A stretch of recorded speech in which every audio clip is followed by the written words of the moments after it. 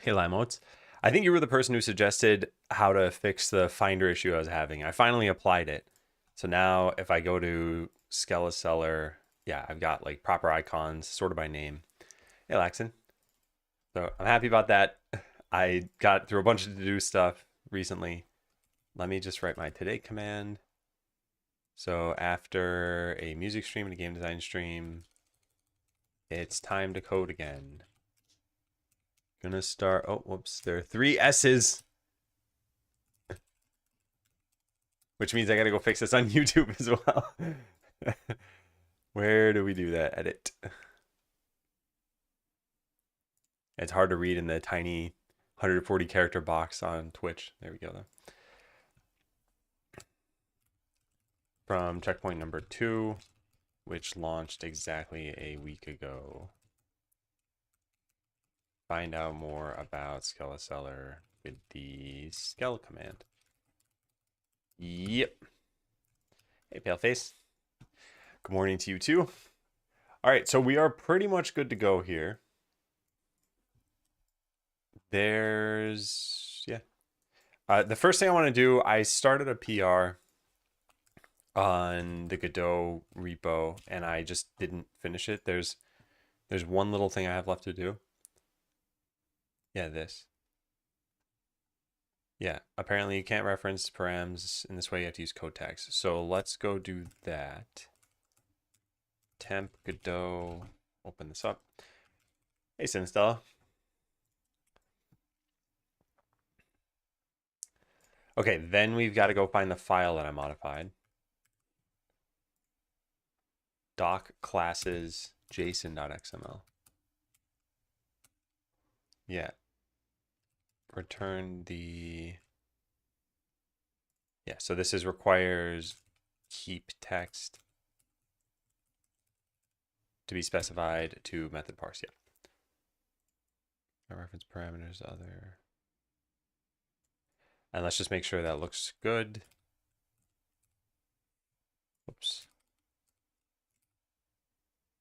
Yep, yeah, I think it's fine.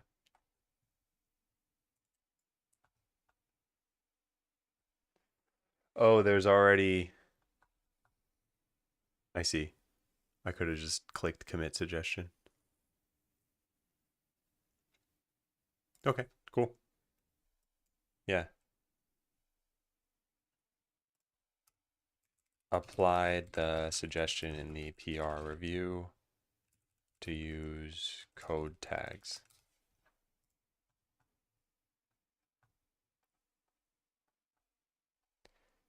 Does that automatically resolve it? I guess so.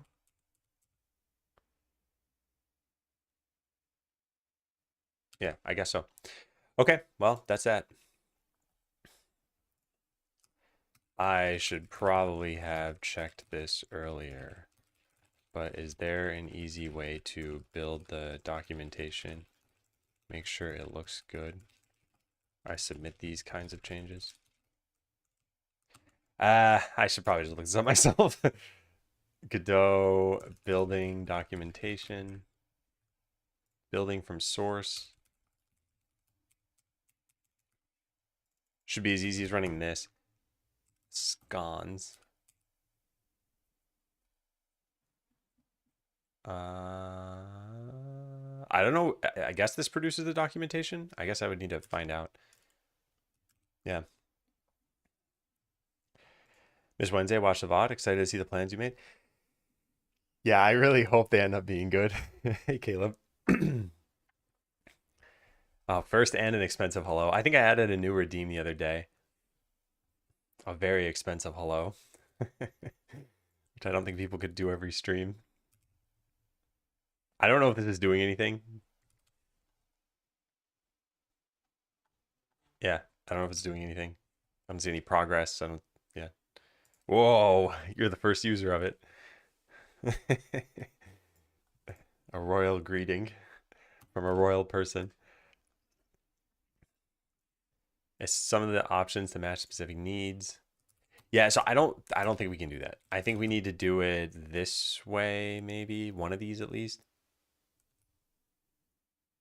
I'm just gonna I'm just going to press enter on this. Yeah, it's actually saying something this time. I'll eventually probably just refund them. Yeah, a perfect alibi.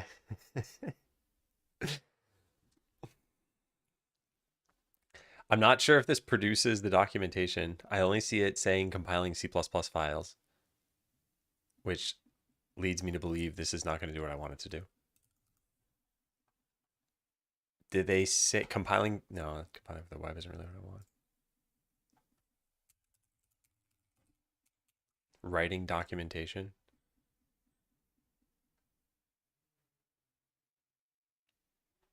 Find our guidelines, writing the manual, contributing. It's probably in here.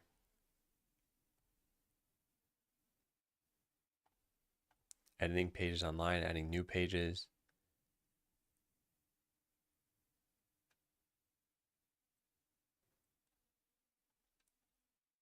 How do you test this?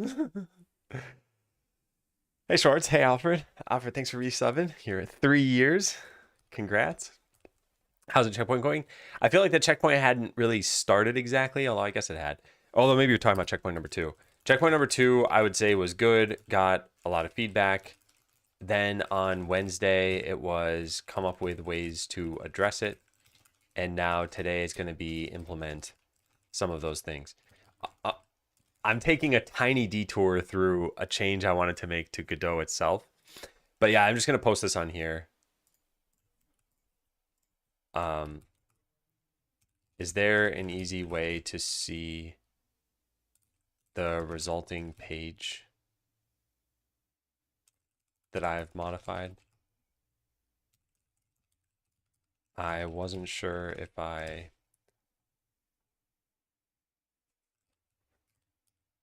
wasn't sure if part of the scones process is to build documentation. Yeah, this is just, it's a lazy question. I don't want to put more time into doing this. Yeah, maybe we could. Yeah, I think it's just, I think we'd have to do this. Restructured text. Did they mention this is XML?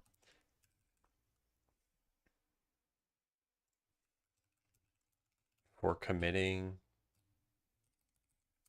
it didn't seem to be part of building Godot, and I wasn't positive based on the instructions here if I just need to look at individual pages using what this thing? REST. Wait, Sphinx?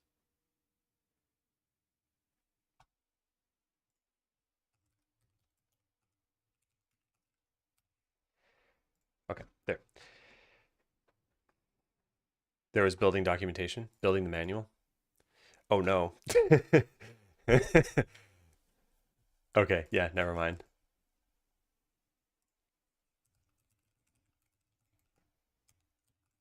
Sorry, this was answered as soon as I made the comment.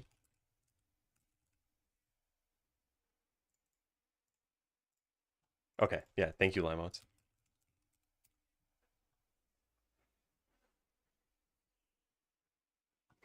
Okay, well, I've got to go look into that at some point. I want to try that out because if I'm going to make changes, then got to do this. I'll just make a contributing thing. If modifying the documentation, make sure to build it first.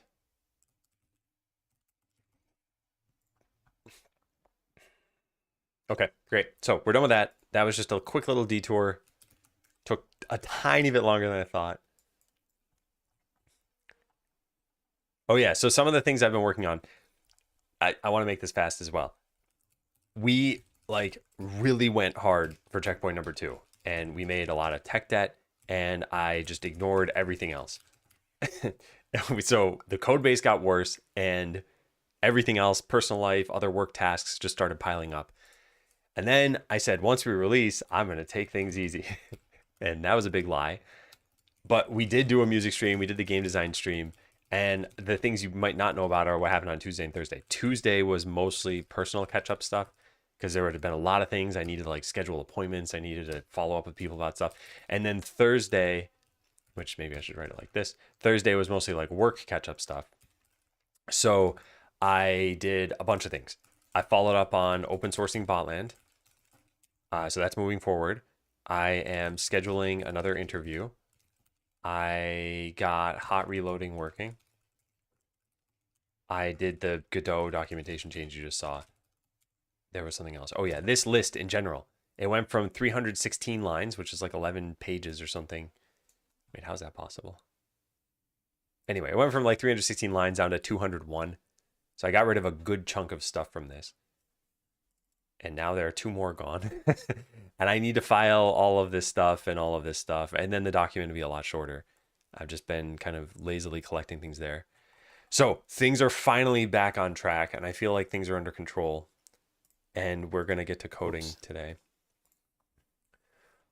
I'm not exactly sure where I want to start. Oh, wait, no, I do know where I want to start. I know exactly where I want to start. I want to start by getting rid of some of the warnings that have been showing up. So if I just go to rebuild here, you see 16 warnings. I want to fix all of those. Or at least put to-do comments or something. I just don't want it showing warnings every single time. I'll just say file this stuff. File this Thursday stuff. That'll happen some other time. Whew, long-standing warnings. All right, let's go tackle them. I think we can we do this? Can we just click problems here? Yeah, is this all of them? How many did it say? It said 18 or something. I don't even know where that went anymore. Anyway, it said 18, but this says 32. Oh, because it's getting generated files. Okay, so we could ignore those. So that would be 24. I've already forgotten the number I said. It doesn't matter. There's no other generated file, right? All right, yeah. Okay, public members should come before private. This is perhaps the easiest thing we're going to modify. And we're done. All right, I think that fixed that. Let's go back to the problems view. Field item is a member of type held item component, which is serializable, but of scene scripts, which is not serializable. I think we can just mark that this is serializable. And I think that would fix this. We need to, where's this come from? System? I think it's system. Field item data as a member of type item, but that's not marked serializable. This has a vector 2i, which I wrote a converter for, right? Yes, I did. Yeah, so then this is serializable as well. Using system and serializable. Okay, that should fix that problem. Hey, Shane. Struggling a bit to finish off my workday today, so I thought I'd come and see how everything's going over here. I'm just starting, but it's been going well so far. I'm excited to get back to coding. I'm excited to address some of these issues. There is a lot of organization stuff I still need to do. And I feel like I almost haven't had as much time as I want, but it's more about not having enough energy. And I'm not saying like I've been fatigued or something lately. It's just I get, 8 hours of work done and then I'm like, well, that's about it. That's about all the productive stuff I can do. Because then I have to go tackle real life stuff. So yeah, things have been going well. How much longer do you have in your workday? Do not declare visible instance fields.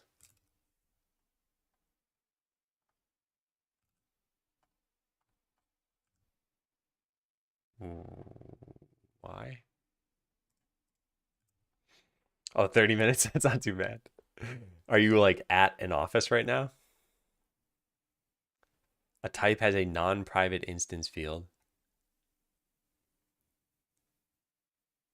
Field should be private or internal. It should be using, be exposed by using properties. Oh my God, I didn't realize. Oh, then we just need to say get set here.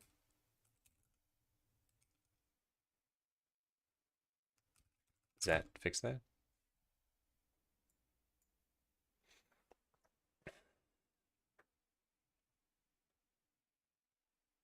Did it build? I think it built. I'm a little confused right now.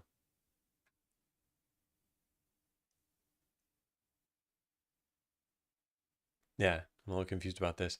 Looks like it didn't fix anything here. Let me just do, what's the command.net build? What? That's not possible. I'm very confused right now. Yeah, I'm very confused. Oh, let's just try running the game. That'll guarantee that it built it. Do have JavaScript refactoring that needs to be finished before I'm done, though. Definitely run out of time and energy. Could it be held off until Monday? 'Cause I was going to say, I don't think it's a good idea to do work on the final half hour of the work week if you feel like you're burned out, because the work will probably be buggy work or incomplete. Although maybe you'll feel a little better as a result of it. Okay, this clearly built. And now it's only saying 8 problems. I don't know what happened to all the others, but fine. Okay, so this problem, those are generated things. This problem is something that I want to, oh, interesting. Add obsolete, what does that do? Do not forget to remove this deprecated code someday. Add an explanation.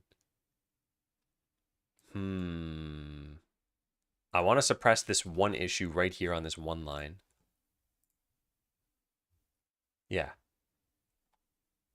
And then I want to write a to-do item about properly fixing this. So let's go make an issue. I think this is a good way of doing things. Could certainly be a Monday thing. Yeah, it's just the way I look at it is if you think you could get it done, like let's say the task takes 10 minutes and you have half an hour, then okay, maybe you should probably muster up the energy to do it. But if you think it's going to take anything more than 10 minutes, it's probably not worth doing today. Okay, so what's the error message that shows up here? Tile map is obsolete. Oh, we can just copy it.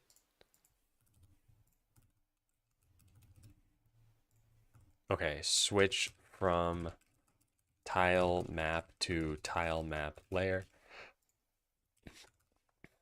I guess we can put this in backticks. Godot has been complaining about this ever since we upgraded from 4.2. I think we upgraded from 4.2. I just want to make sure about that really fast. 4.3, yes. So there are 2 tasks. Well, first let's put this here. There are 2 tasks. Delete the suppressions in the code. Where are the suppressions? Oh, it's gone. Something's very wrong here. Yeah. I need the files open for them to show that there are warnings. How do we just get the warnings? Should just show in here, right? Yeah, so there are still some more issues that I haven't addressed.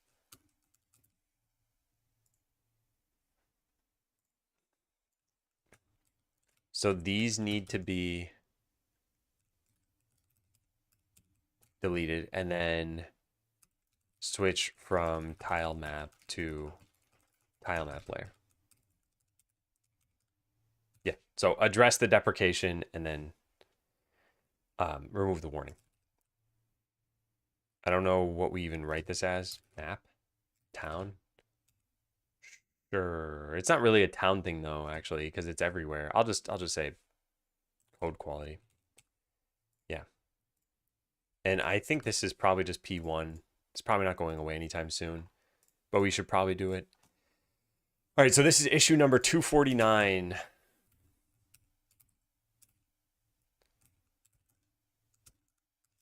Yeah, there.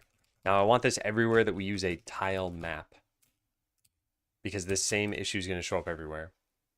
I don't care about TSCN files. That's apparently not an issue. That is an issue, but that one was addressed. And over here, it's the same deal. I think this shows up in 2 places. It's going to be kind of annoying.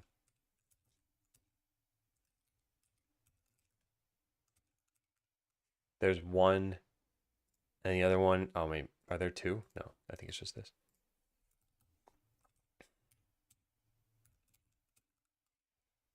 Okay, I think we're good. We just can't use tile map capitalized like this. And if I click this, now all of the different things, this is a comment, so that doesn't matter. Actually,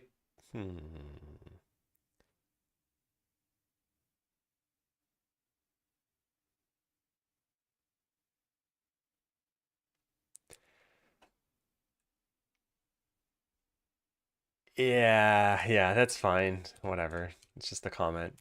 I was thinking we should probably make it a proper reference. It doesn't really matter though. Okay, let's clear this out and try again. So now where are the warnings?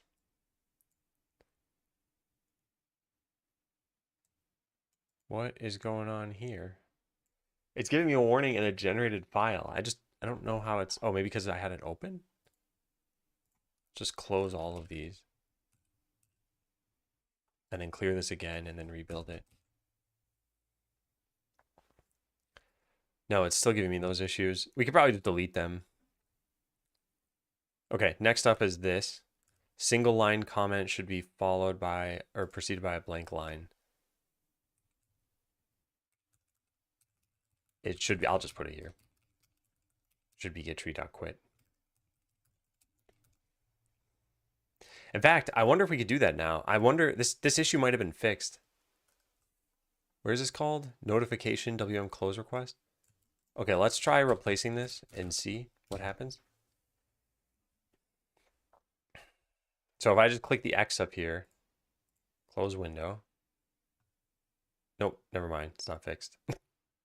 Okay. Yeah, this is the problem.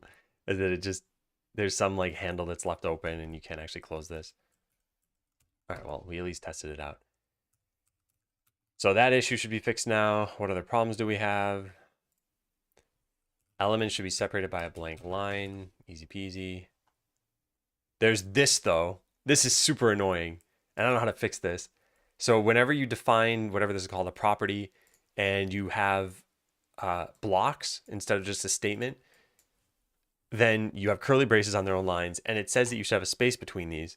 But if I try saving, then the space goes away. And it's only in this one case that this happens and is a problem.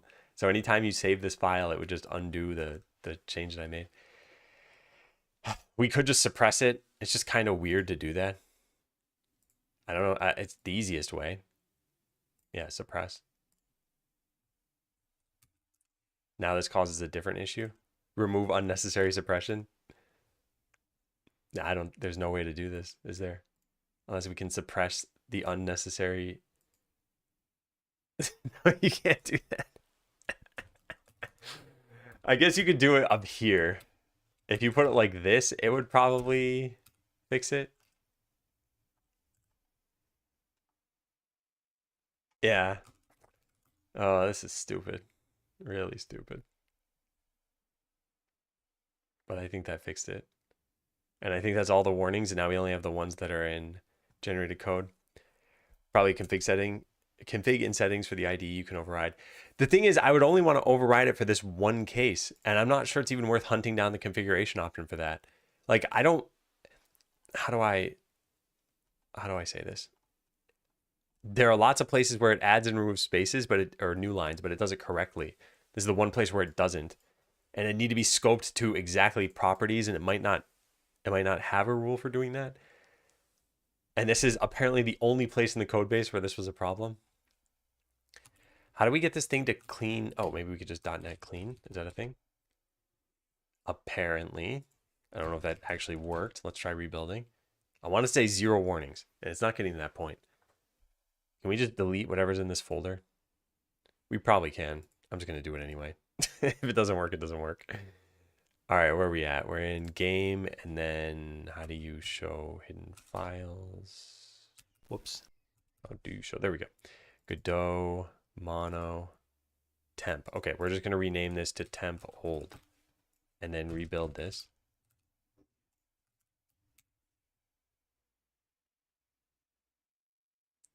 It's still complaining about that? That's strange. Well, I guess it doesn't matter if we keep this folder anymore. Yeah, that's really strange. Where's this coming from? Oh, maybe it's because it is coming from the scene itself, in which case there's nothing we can do about this. Rat.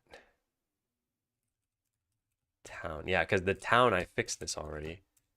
All the tile map stuff now has the suppressions around it. But I guess the scene still has it.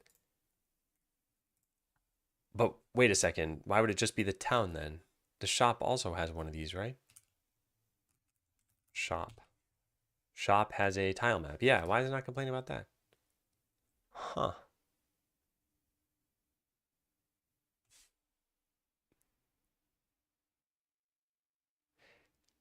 Can I look at this file? Maybe I'll figure it out from that. Temp. Where is it? OBJ. Debug. Godot source generators. Man, I don't see that in here. Can I open this or no? No. No such file or directory.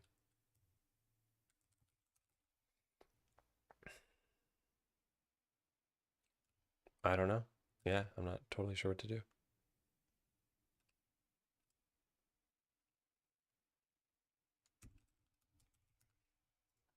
I guess I still don't totally get why this is showing up at all. There's warning CS0618. CS0618. Yeah, it's right here. What if I just disable this for the whole file? It's a really dumb idea, but let's try it and let's just get rid of the restores that we have. Does that fix this? It doesn't. I don't know. Yeah. I don't know. I mean, we can't do the actual work right now. That would be too much, and I don't want to spend my time addressing this thing. It's too bad. Maybe if we search C# Godot, generated files, warnings. How to disable compiler warnings in only generated code.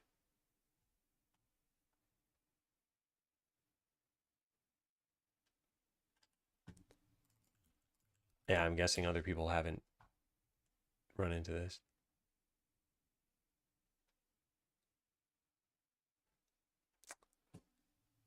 Drat. Well, there's one other thing I guess we could do. We could change the project overall to just ignore this warning. And then fix this issue sooner rather than later. Oh, man. I don't know. All right, well, I've done what I can for now. Let's just check this in. Yeah, this is purely just address warnings that have been piling up. Address build warnings. There are still warnings in generated code that I don't know how to get rid of. But I filed number 249 to handle the underlying issue. So eventually it won't, I guess eventually it'll be fixed. Okay, there we go. All right, if I get back to Skeleseller coding, I should plan the iteration. I cleared the prioritized backlog because I was improperly using it. Order I want to tackle things. Persistent life values, something more to do in the game. Resolution, tech debt, post-battle stats. All right, well, I've got all the conclusions here. Here's all the work I wanted to do. Persistent life values, I think that's what we're going to code first. Then workers, all the adventurer changes. Let's just write this stuff down. Adventurer changes, which is just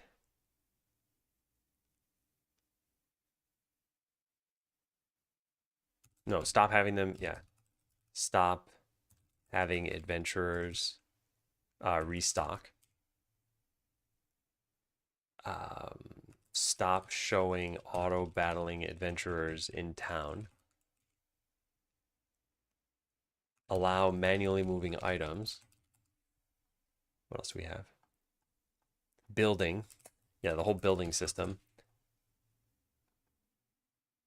New player experience.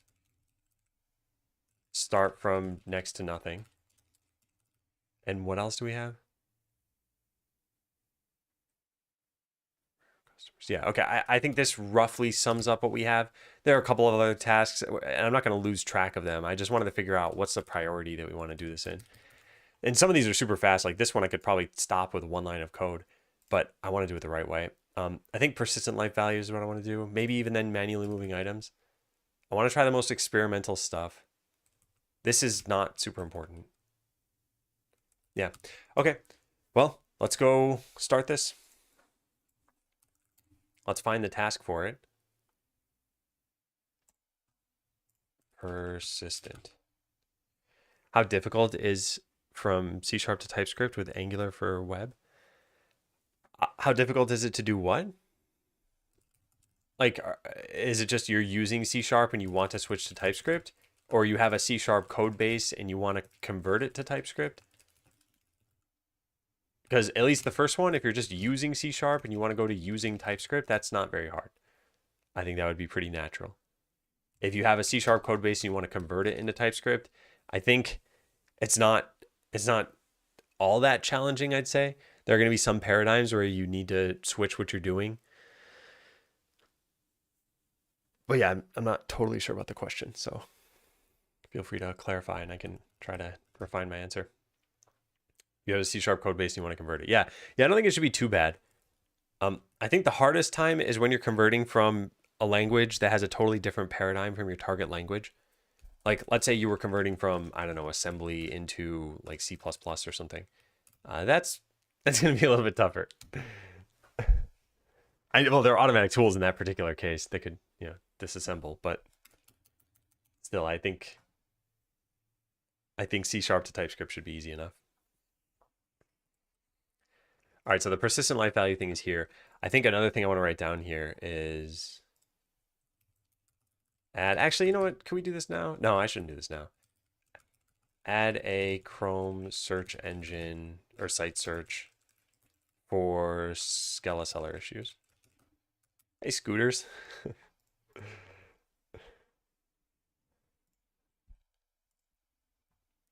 The reason I'm smiling is because as soon as I said your name, Futurama episode popped into my head where they had to solve some like galactic crisis and Fry rode on a Scooty Puff Jr. to get to wherever it was. All right, so this is what we're going to tackle. Can we put this in the current project? Yes, we can. Then can we put it in progress? Yes, we can. Hey, Cyrex.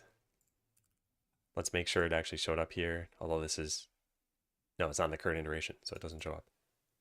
Iteration current, which goes to August 6th. So I think on August 6th, we got to do a retrospective, which is Wednesday.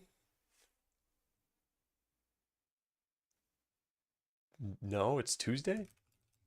I'll just write it on whatever. Tuesday, Wednesday, doesn't really matter. Do a retrospective. Yeah, is this a team of devs? This is 2 developers, 1 artist. Here's the full credits. It doesn't have me in there, I guess. Just got a job offer where they offer me a job to create web for a warehouse. I need to implement a table that updates the information from the operator and to add the analysis of each one. Do you think that's a hard job for junior front end? I don't necessarily think it's hard. I don't know exactly what the task involves, but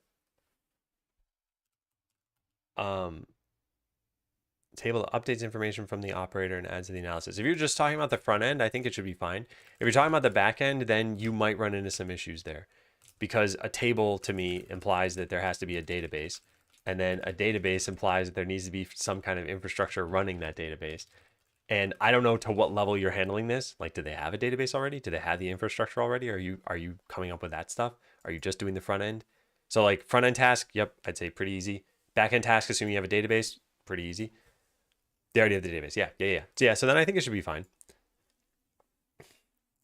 Also, are there any other are there coworkers or like coworker developer coworkers, I guess? Because if so, it gets even easier at that point. Because then you can always ask them for help if you need.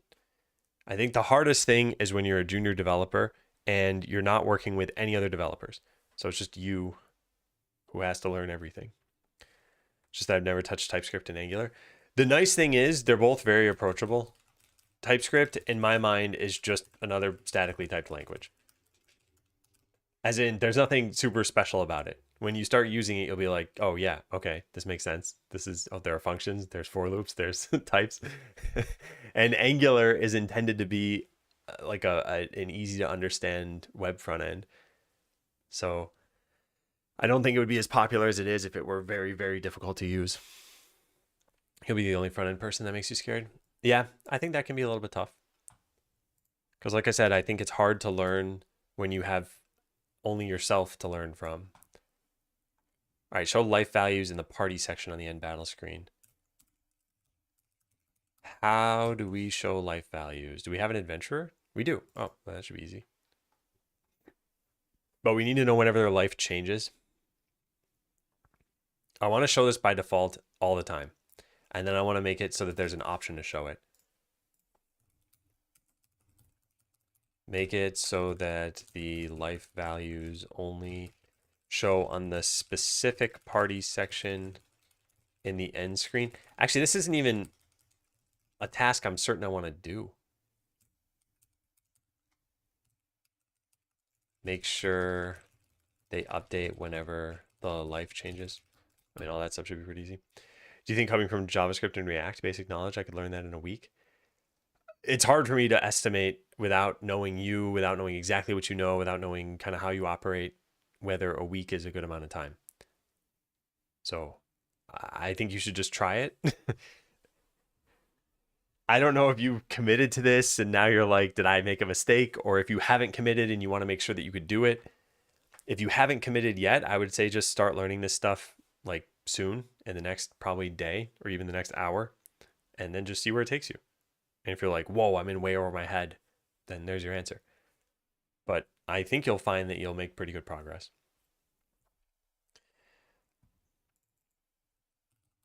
All right, so the first thing I guess is the UI. We have a party section, which is just a bunch of party members, and then each party member can have a life value.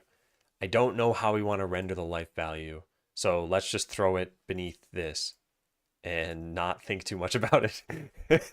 So texture, progress bar. I wonder if we should make a life bar class at this point. All right, now we want to set a minimum size of, I should just look at how big our other life bars are. Where do we have life bars? We have them in the instance. But what does the instance contain? Battlers? Oh, Battler is its own scene. Life bar has a size of, actually is no minimum size, which means there must just be a size. And the size is set to 4? What? That's 4 pixels? Yeah, I guess if I zoom out, it is 4 pixels. Oh, but it's zoomed into 2x. Okay, so then this should be set to 8 pixels. Okay, there we go. I haven't. They gave me a week to tell them if I'll take the offer. Oh, I see. Okay. Well, I'll say this. I think your best bet is start learning it soon, tackle some basic project, maybe even tackle the specific task they're asking you to do. And after maybe 3-4 days, just see how you feel, because you haven't committed to anything yet. And learning this will not be a bad move, even if you don't end up taking the offer. Like, you'll be happy that you did this. You'll have just that much more experience, you'll have that much more confidence in being able to learn things.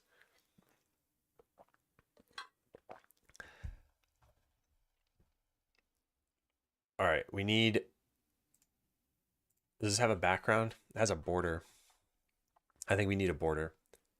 How did we make the border?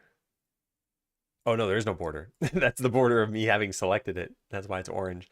So there's just an under, which is red, and a progress, which is green. Okay, let's copy value, paste this over to here. Same thing over here, copy and paste. and then set 0, 100, 1, 0, 100, 0, 100, 1, 0, 100. Yeah, value 100. We could set this to 75. I don't know. That shows off that it's a life bar a little bit better. I think this looks nice. So we'll call this life bar. Yep. And then inside party member, we'll go save off the life bar. Do this the same way we did it in Battler, I suppose. Life bar. Yep. Cool. Life bar equals this.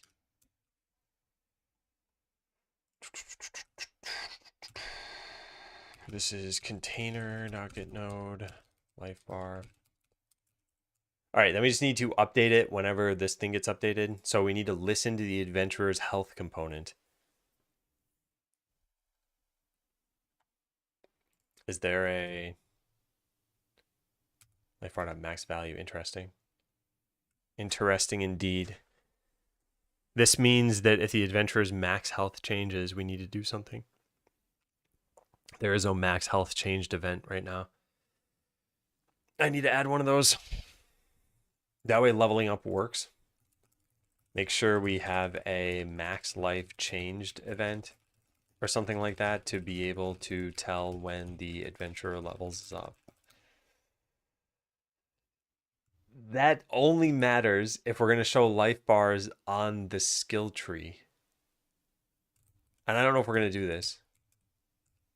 So I guess I'll say if life bars can show in the skill tree, then make sure we have this. Yeah, we won't worry about that for right now. We do need to set up the life bar. I guess we'll do this the same way we just did this here, because that's pretty easy. Where's the life bar? Oh, I'm in the wrong thing. I see. Okay. Yeah, put that there. And then anytime, yeah, life bar update.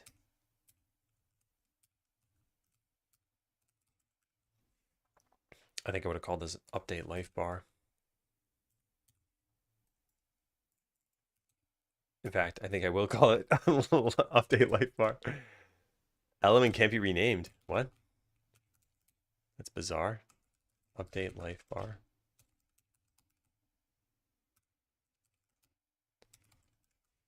All right, throw this at the bottom. And then the final thing, we need to listen to this. Health component dot on life changed.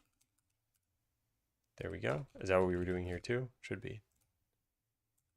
It's not.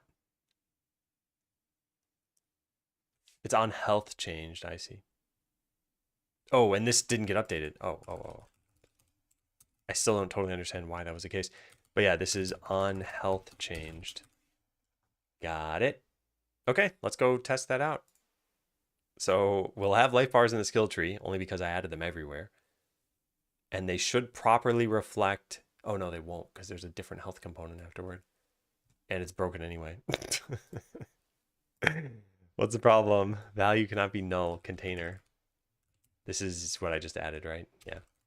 Container.getNode. What did I do wrong here? Margin container, VBox container, life bar. I saved this, which I frequently forget to do. I don't see the problem. Yeah, I don't see the problem. I'm going to run this one more time.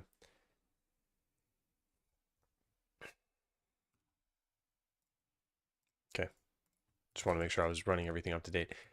All right, so value cannot be null. This is coming from... Oh, there's no health component. That's why. Well, that's too bad. I think I know why even that's happening, though. Because this has some dummy values in it to begin with. I don't want to have to worry about dummy values, though. This would be get component or null. And then we just say if this is not null, then do this. Why is this a problem? Init should only be called if there is an adventurer. It would mean that the adventurer doesn't have a health component. So then adventurers just don't have health components. Why don't you have a health component? No, they do. Huh. Well, then let's put a breakpoint here. Else GD print. Yeah, no health component found. Just put a breakpoint on that.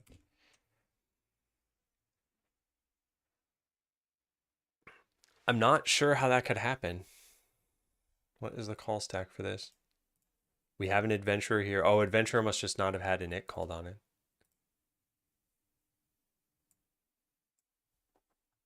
Health component is a type on line 73. I think you were talking about this. Yeah, health component is a type. Yeah, it's a class that I made, which I mean does what you would expect it to do. It stores the life of a character. We initialize the adventurer here. Hmm. No definition found for init. I don't know about that. But init is here, and we have new health component. Oh, yeah, I think I know what might be wrong. I think I might have accepted some automatic code. No, something's wrong. Question mark is saying if this is instantiated, then set the var. The question mark is saying this can be null. So we have a health component or we don't have a health component. So this get component or null means that this could be null here. And so we need to store it in a variable of the right type. If you're coming from like the JavaScript world or something like that, there every variable can be null or undefined or actually have the value. So you don't need to do anything special, but in C# you need to do something special. The only problem is I don't get why this wouldn't exist. Let's take a look. I wrote some like debug. I don't remember the name of this, and it won't autocomplete, will it? No. I know I wrote this. Yeah, debug print info. That's what we want. Debug print info adventurer. Yeah, it has a health component right there. Oh, because oh my God. All right, I was calling it on the wrong thing. All right, but now I have hot reloading, so we should just be able to click this button and have it work. Whoa, nice, it did. That's amazing. Okay, it is set to 75%, which is incorrect, but that's because I never called update life bar. And even then, this should just work. I shouldn't need to change anything, I think. I don't know what this is doing, so close that. Why did this not hot reload? Oh, maybe it did, but it's already created, so it doesn't. All right, whatever, I'll just rerun it. Man, hot reloading is great, though. I broke it. Value cannot be null. The life bar exists. Oh, it's this again. Oh my God. Okay, does that fix it? Do I need to click this button? No, I just got to restart it. Well, I'll eventually get used to this. Error. Adventure doesn't exist because it's capitalized? Did I not save this off? Are you kidding me? Adventurer, it's right there. Yeah, that should work. Why'd I highlight it red? Oh, it's an old issue at this point. Okay, whatever. Run that. All right, so yeah, now we're at 100% life. If I join a battle, this will not update because it's a different health component altogether. Which raises a bunch of interesting questions. No, wait, no, it doesn't. It raises no interesting questions. This is the whole thing we're fixing right now. Okay, I think I know what we need to do. So when we set up a battle, we copy the health component and we just need to stop copying it. It's just a reference to the first one. I don't remember where we do that. Health component. Okay, so somewhere we make a battle. Create player battlers. Here it is. And where's the health component? Here it is, health component. We clone the first one, we call heal to full. Not anymore. Not anymore, suckers. You're getting the original health component.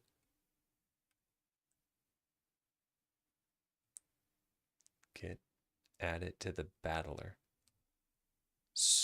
Ooh, this is quite the pickle.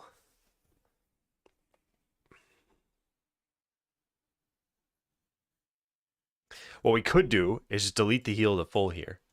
And functionally everything would work except that If we have a life bar outside a battle, it would not update correctly. The problem if we add this health component to two different entities is that at some point the battler will die, or not die. It'll get it'll go out of scope, and then we'll end up deleting the component that is still attached to another entity, or at least I think. Let's go take a look. What do we even take a look at? Component holder. Component holder calls remove component from entity. So here's the situation we're going to have. We have an adventurer and a battler, and they each have the same health component. So here, the battler is going to die, or go out of scope, and then we're going to call remove from entity. Something's wrong. I gotta just restart this. My syntax highlighting is broken too. Remove from entity is going to do this. Call removed from entity. Entity.remove from group. Entity in this case would be the battler. This might work. Oh, happy day. Hey, broken crown. Thanks for the really expensive hello. Okay, we might be fine. Let's go back to this function and see. We get this, we don't clone it, and we add the health component. This is a direct reference to the adventurer's health component. Could be like a store value, like what you would do in Redux or Vuex.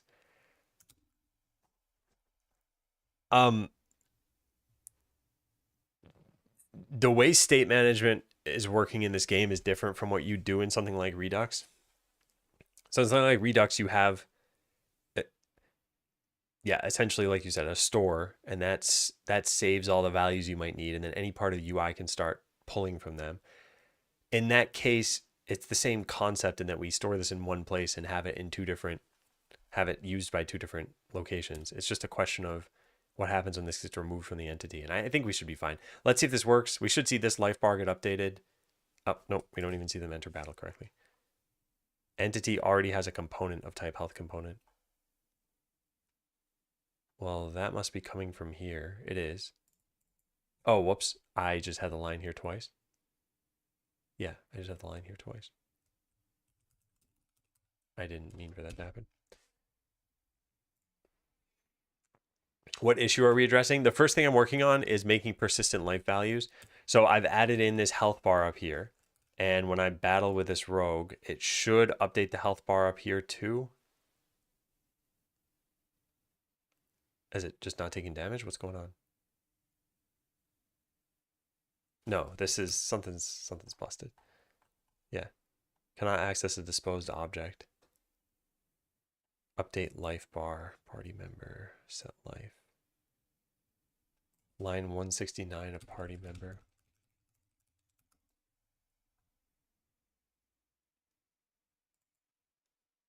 Life bar has been disposed?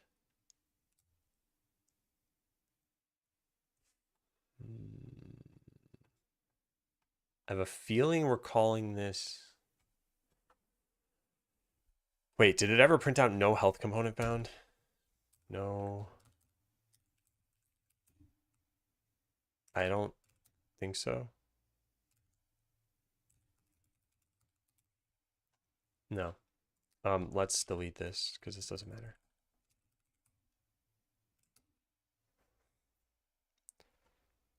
Already disposed. This is no longer supposed to look like this.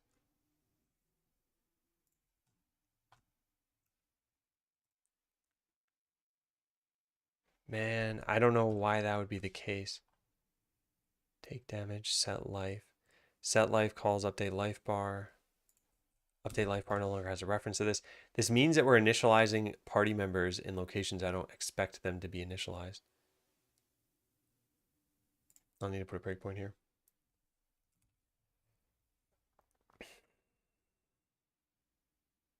So it should get hit once. This should be for the skill tree, I think. This is for the party chooser. Okay, that's fine. Then we hit play, and then this is for the skill tree. instance prep. What?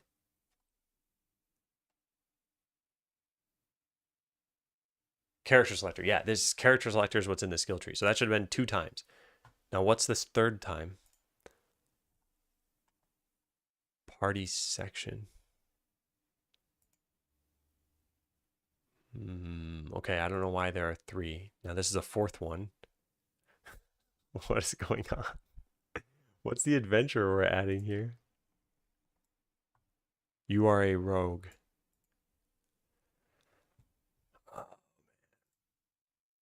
Set adventurers. I guess this is unimportant. This doesn't need to be done.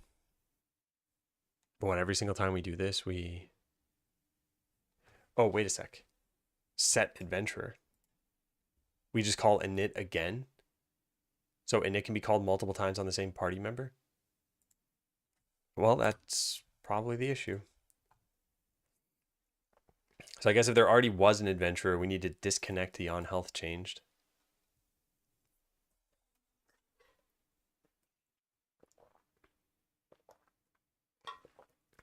Yeah. Although I'm not totally sure that's what the problem is, but let's try something. Let's do gd print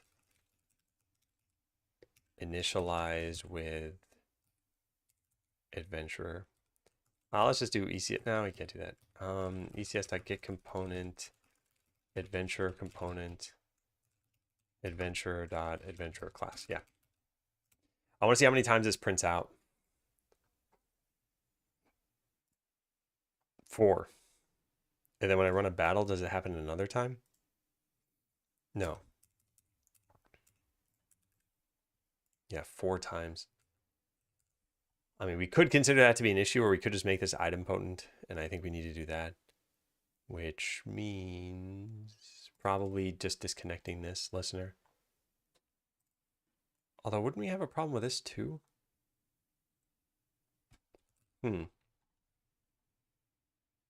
Oh, we have this whole get set. I guess we're gonna change this around. So if there's an adventurer, then do this stuff, right? Adventurer class.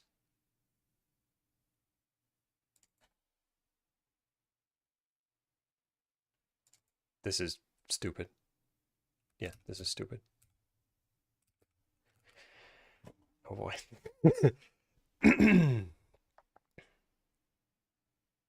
I guess init is where all this stuff happens. We only ever set the adventurer from here though. And it's what? It's private? It's public? Why is that public? Can we find the references to this?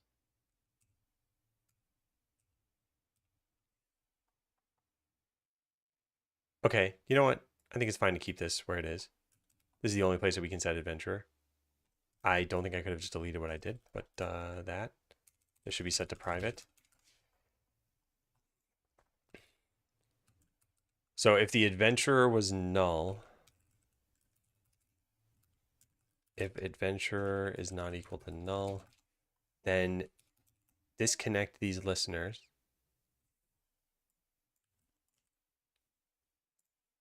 On health change minus equal update life bar. Yeah. I think this is more correct, but I don't think this is going to fix the issue. Health component cannot be declared because his name is used in an enclosing scope. That's here. Yeah. We could just do this. I could just name this something else even. Alternatively, we just don't even need a name. No, we do need a name. All right, I'll just do this. I just want to get this to the point where it's working.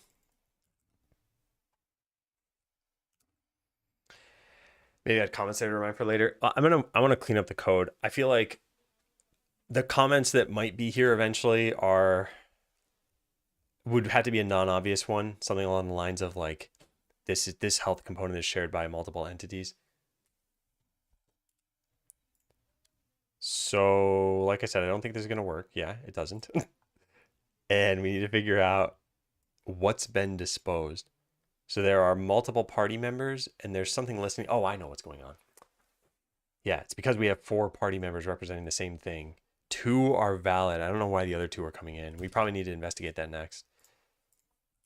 Find out why party member is initialized 4 times. 1 should be the party chooser, and the other should be the skill tree. But I don't know why there are 2 more on top of that. But I do know the solution at least, which is when we're about to dispose this thing, we get rid of the event listeners that we have. So we'll make a private void clean up listeners and put this here and put this here. So if adventurer is not equal to null, do this stuff. Now delete this, clean up listeners, put this over here, and then make a dispose thing. Dispose. Oh, we already have a dispose. Oh, and it already even has this. Oh my god. All right, well, whatever. There, that should do it. Now we just need to move that private function to the bottom of the class. All right, let's try that out. I think that'll fix it. I missed a semicolon somewhere. Yes, I did.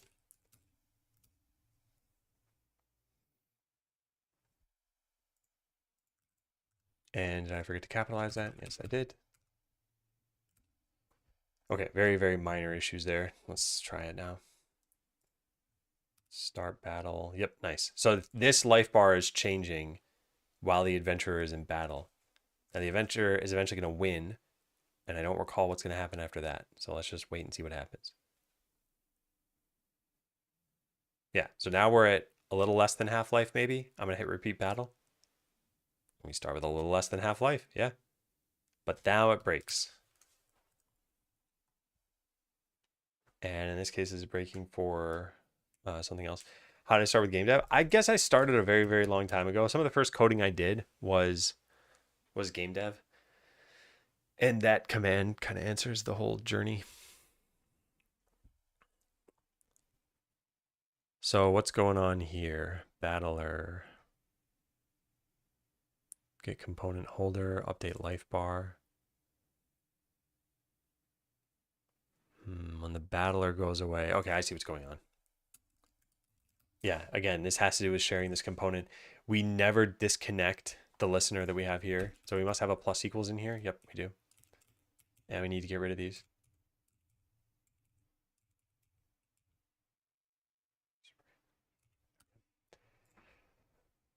It wanted to. Booted it with Raspberry and desktop.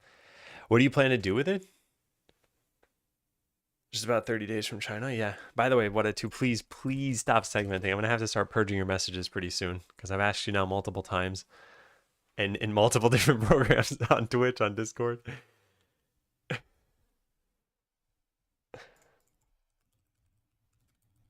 Yeah.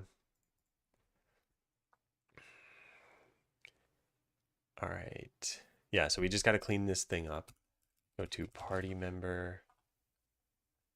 Go to dispose. Copy this. Whoop, just happened on my keyboard. Like popped it out of the case somehow. Oh, by the way, I moved my webcam. I don't know if this view is slightly better of the keyboard, but it's now no longer blocking my screen. It used to be that I literally could not read roughly this rectangle of stuff because that's where the webcam was, which is really, really obnoxious. So I moved it and it looks stable enough. Hey, Goose. You know, Goose, there's a very expensive hello if you want to use that now. I noticed that in a picture. I was like, how does that work? The webcam, you mean? Because, yeah, it was frustrating. I was just about to do something. Oh, yeah, clean up listeners here. So all these plus equals. Hey, barely usable. Yeah, over my monitor, yeah. Not the smartest thing I've ever done. I just wanted to show you my keyboard so badly. That's all I wanted, chat. So Battler in this case has this. And did I don't even, I completely lost the thread of what I was doing. I'm guessing on my clipboard there was what I wanted there and I've deleted it. Well, let's do this again. Yep, so copy this over to Battler. Put this here. Then copy this stuff. Put this here, delete all these. And there we go. Except for we need this to be minuses. The double hello. An expensive and a really expensive hello.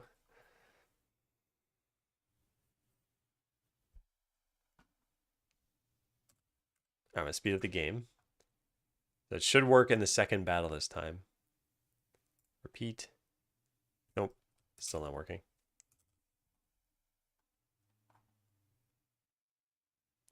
The battler's update life bar is still trying to be called. This thing should get disposed. On health change minus equal update life bar.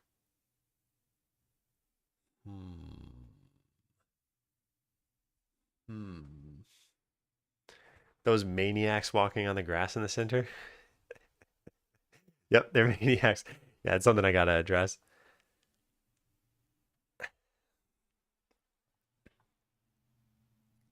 Don't damage, take damage. So this is the first battler must be getting this thing. The battler must also be... Wait, where's the first issue that happens here? Oh, wait, this is different from what I thought. This is happening here because the component's already gone. Oh, no, that's not good.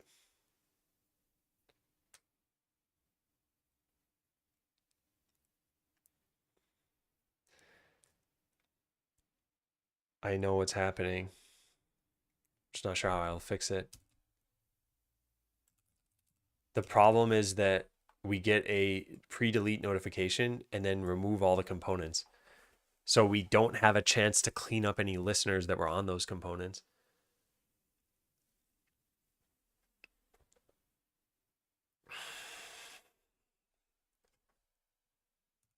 All right, what does this call it? All right, this is super frustrating. Let's just restart everything right now. Yeah. Something's broken with navigating through the code I have here. This is not what I meant to do. All right, there. Now this should work. Component holder. We should be able to navigate to this. Yes, good. All right, call container, remove component, call component removed from entity. I guess a health component could keep track of its subscriptions and delete it itself. And that's what we'd been doing at one point. I'm not sure I want to do that. Because I don't feel like this should be tracking what those are. But yeah, problem. Battler needs to unsubscribe or like disconnect its listeners when it's disposed. But by the time it's disposed, I guess health component listeners, the health component has already been removed. So option number one could be keep track of all listeners within health component and do the disconnecting there. I don't like this option. I don't think that's the right way to do things. Another thing could be before removing the component, tell the entity that it's going to be removed so that cleanup can be done. Option number three could be store the listeners in the entity.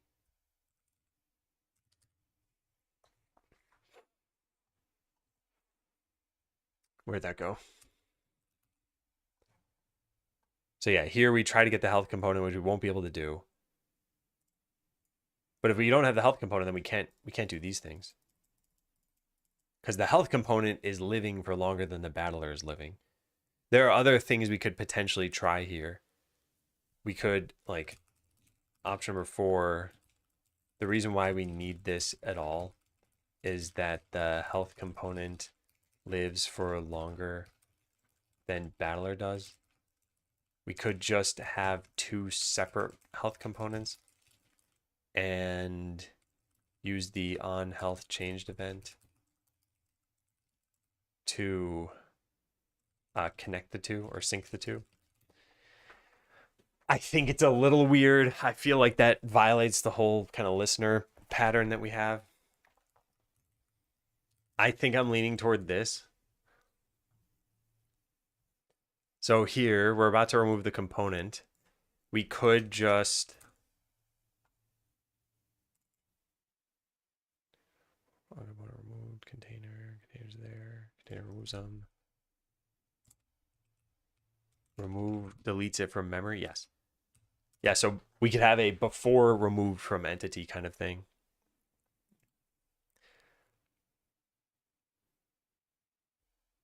What would we be doing in that case, though?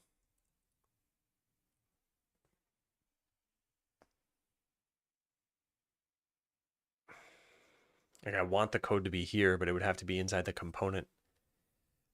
Is that like a lifecycle hook?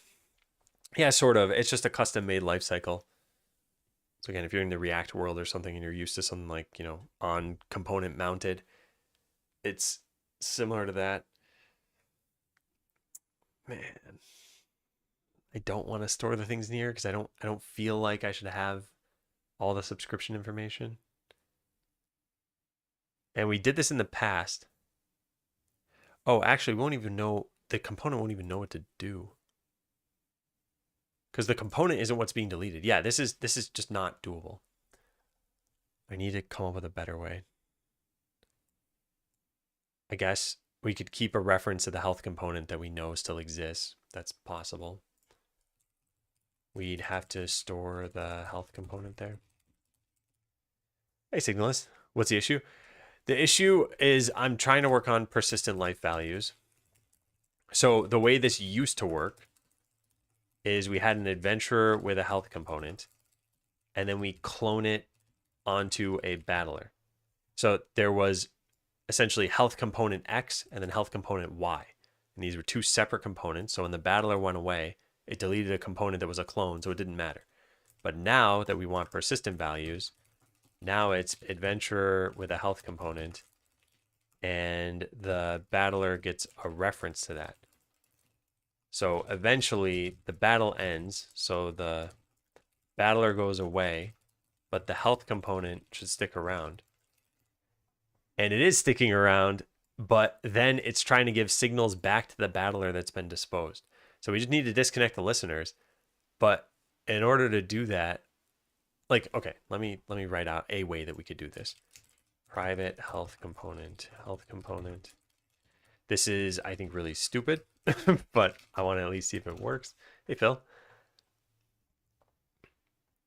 And where do we get the health component from? We're getting it in ready. All right, so we just put this here. Do that, do that, do that. There. Okay, I think that should work. Let's at least check. Because this is one way of getting this to function. I don't think it's the best way. Now let's speed up the game. So the first battle always worked just fine. The second battle did not. Yeah, now it's working. And then that character, oh, I won. Okay, well, I want to lose. Yeah, and now when they repeat the battle, the game is broken. We got to fix that bug too. But that's a bug that's something else, and that should be easy to fix. Don't let you start a battle when you have 0 or less than or equal to 0 health, or else something breaks. I don't even know what breaks yet. Why are you creating a new one each time? Why not have a manager just move the heroes from place to place? Idea is they're always in use, right? Just use a pool with the heroes and move them around from town to battle. The battle doesn't make sense. Yeah, it makes sense. The thing is they needed different components based on where they are. And it's, I think, easier to just make a new entity altogether.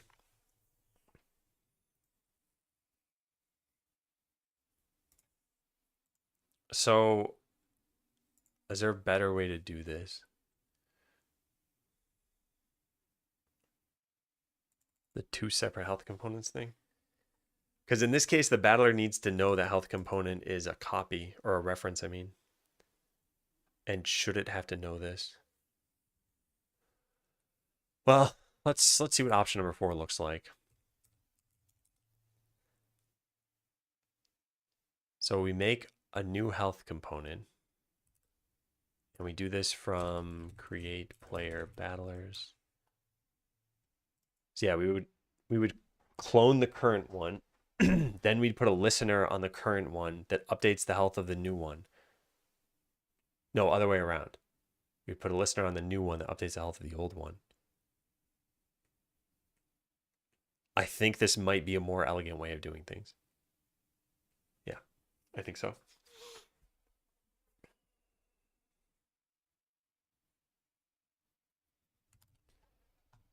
I think I want to try that.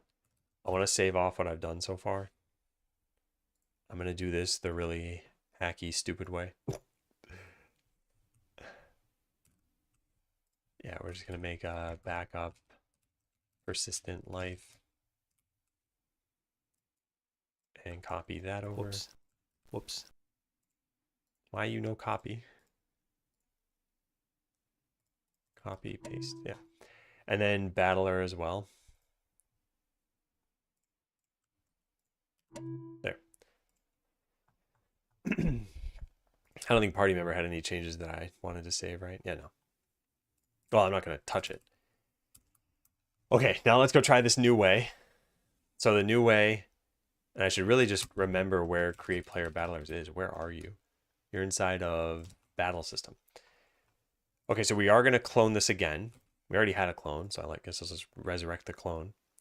We don't want to heal the full.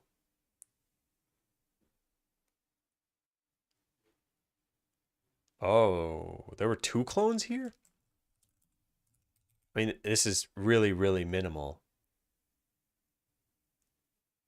Yes, this is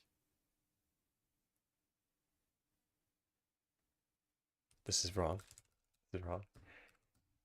The code I had was never correct. Not that it matters. It was functionally identical, even though it had a bug, but the bug would have never come into play. So we want a cloned health component. So let's get rid of that for now. We don't want to heal the full. We want to just add the cloned health component. And then the cloned health component on health change should tell the original health component. In fact, let's go with the original health component. Or this is like persistent health component, I guess. I don't know. This is there. Delete that. All right. So it's going to be something like this. Life equals cloned health component dot life. Yeah.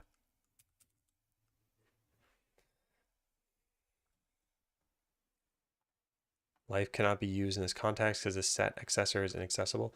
What? How do we change the life on this?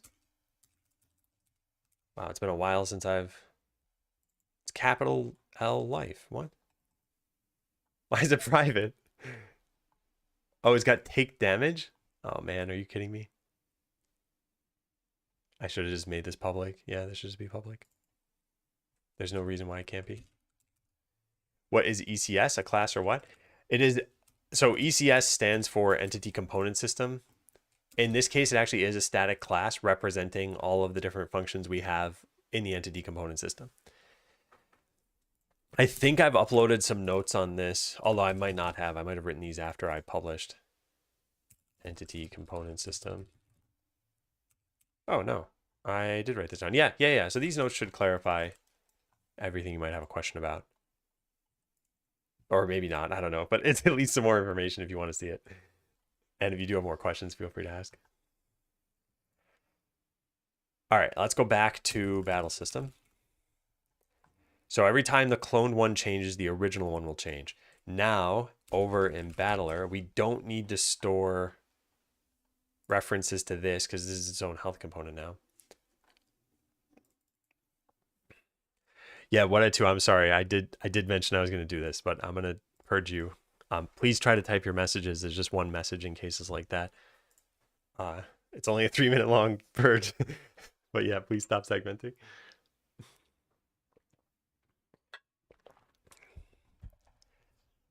All right. So let's stop saving off the health component. And then change this. And then rename that. And then in dispose, we actually don't need to disconnect these things anymore because the entire health component is going to go away. So we delete this entire thing. I think this will work. Let's try it out.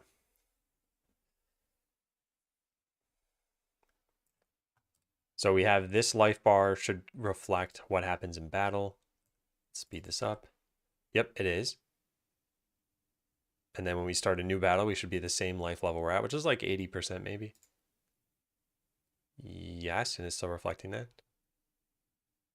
Yeah, and this should work right up until we're dead. And then there should be a bug. Yeah. Okay, so is this a better way of doing things? I think so. I think it's weird to have a component that's shared between different entities and then have to manage what they are. Because the problem is, what if we shared everything? Like, I don't know why we would do this, but let's say your battle stats were also shared. So when you're in battle, you have 12 power going in, and then you get a buff, and you actually see this rise to 15, let's say. In that case, you wouldn't want all this convoluted logic of like, okay, well, this one's saved, this one isn't saved. I think this is a better way. I'm just not positive. What actually changed over here?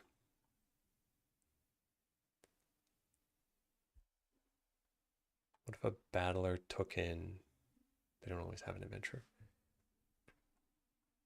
Oh, wait, there's another reason why this. Well, I guess it still would have worked. And I guess we still could disconnect listeners from this.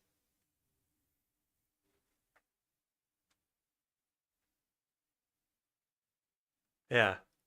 But there was something else I hadn't considered here, which is there are two kinds of battlers. There are the adventurer kind, well, I guess like player battlers and enemy battlers. And the enemies, they are not copies of anything. Okay. I'm much more convinced that this is the way to do things. Okay. Yeah, I'm happy. Well, let's delete it.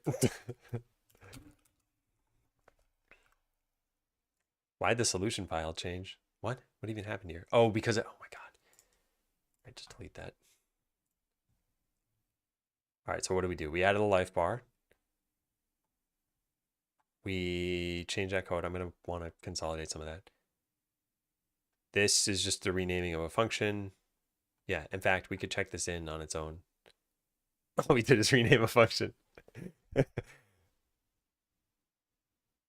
All right, rename function. I just find, what was it called? Update life bar.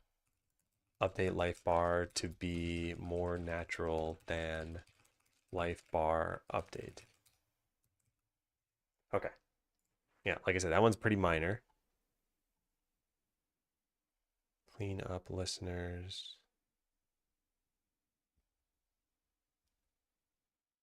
Change max value. Yeah, like I said, I want to consolidate that a little bit. This is also good. Yep, yep. Looks good. Cool. So it's just this that I don't really like, and only because it's some giant block inside of here. We never get rid of the listener here. Do you use any system for notes or simply write them?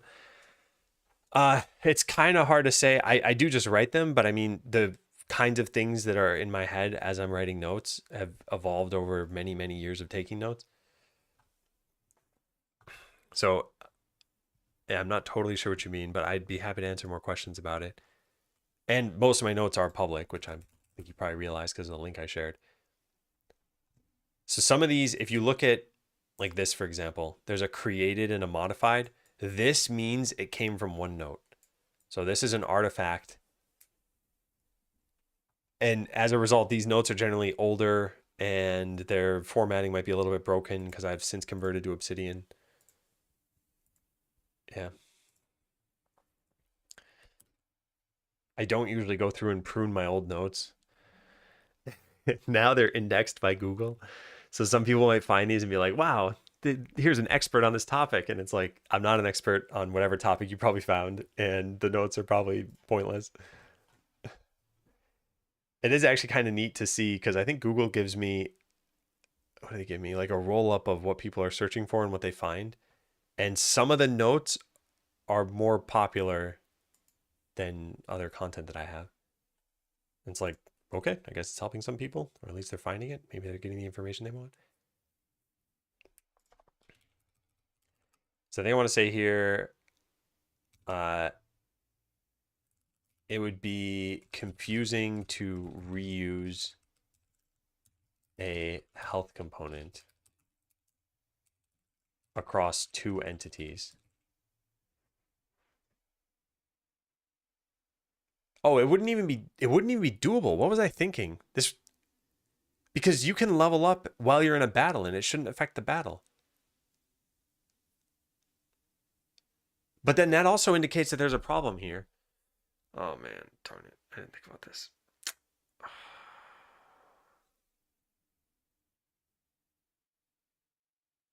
Okay, there's a problem I hadn't considered. You can level up adventurers while they're in battle, but their stats in the battle won't change. So for example, suppose you're at 50 out of 100 life, 50%. You level up, now you're at 50 out of 200 life, 25%. However, in the battle, you're still at 50%. So like, what do we draw the life bar at in the skill tree? And option number one is just don't draw it at all. And there wouldn't be this confusion. And I think I'm leaning toward that. And option number two is if in a battle, only render the battle life bar. This would make it look like your life dropped. But your life will drop.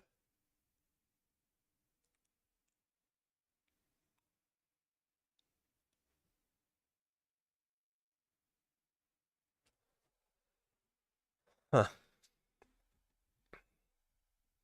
Oh, let me look that up, Halak. I'm not sure I'm familiar.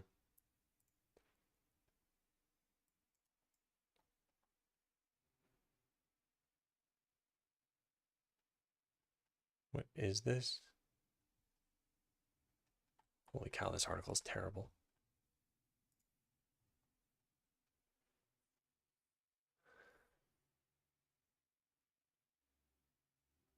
Oh, I see. So it's like small, very interlinked notes. Yeah, I tend to take larger notes.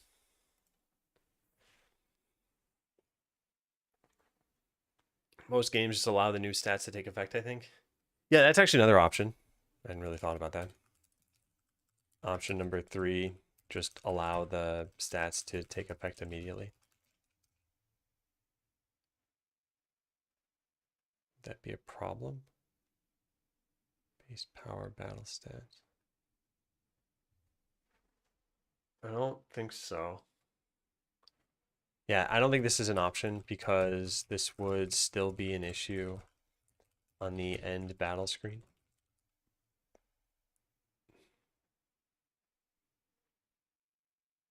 If in a battle, only render the battle life bar. Not the adventurer life bar.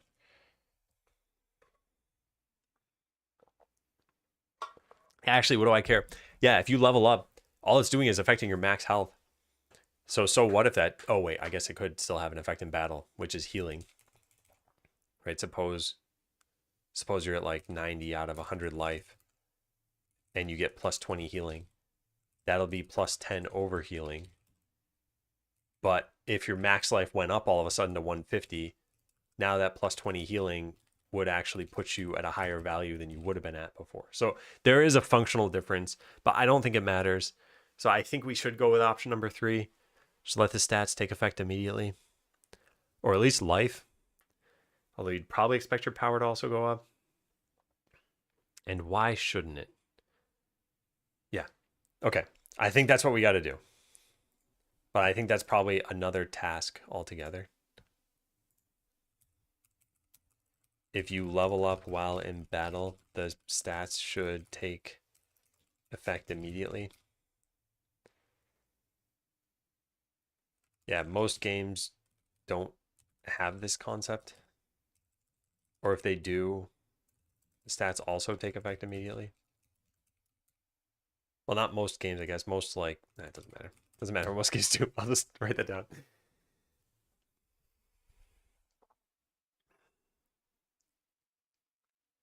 Max life changed event.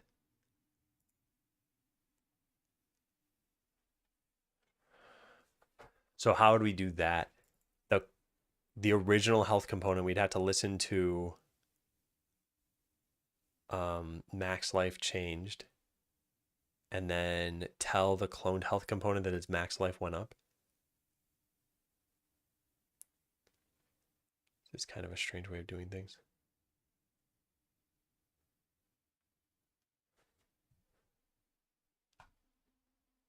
Something else that I said that I think that's what led to this whole thought process. Oh, right. That's why you couldn't use a clone. Okay.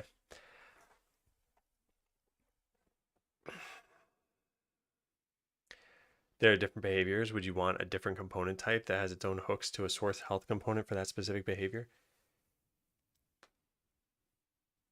Something like a linked health component or something like that. Just takes in the original. I think that's potentially a good idea.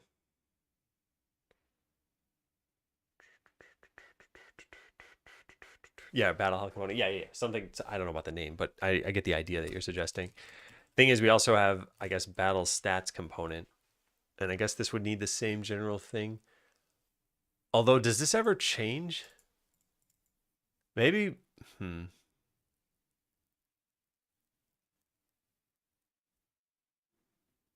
Yeah, I think I like the idea, Codex. I'm gonna give you a point at least, because even if I don't use it, I like it.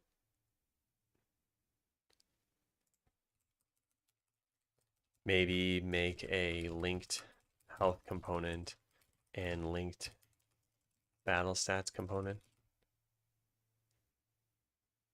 Oh, wait a second. No, the problem is it's going to look inside of a health component for that.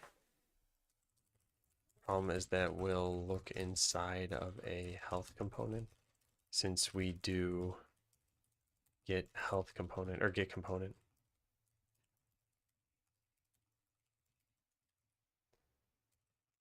I need to think about that. Okay, well, I think we've gotten at least the basic thing here.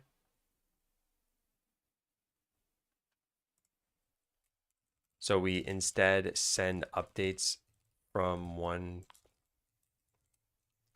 component to the other. Since disposal of the entity usually implies disposal of all components.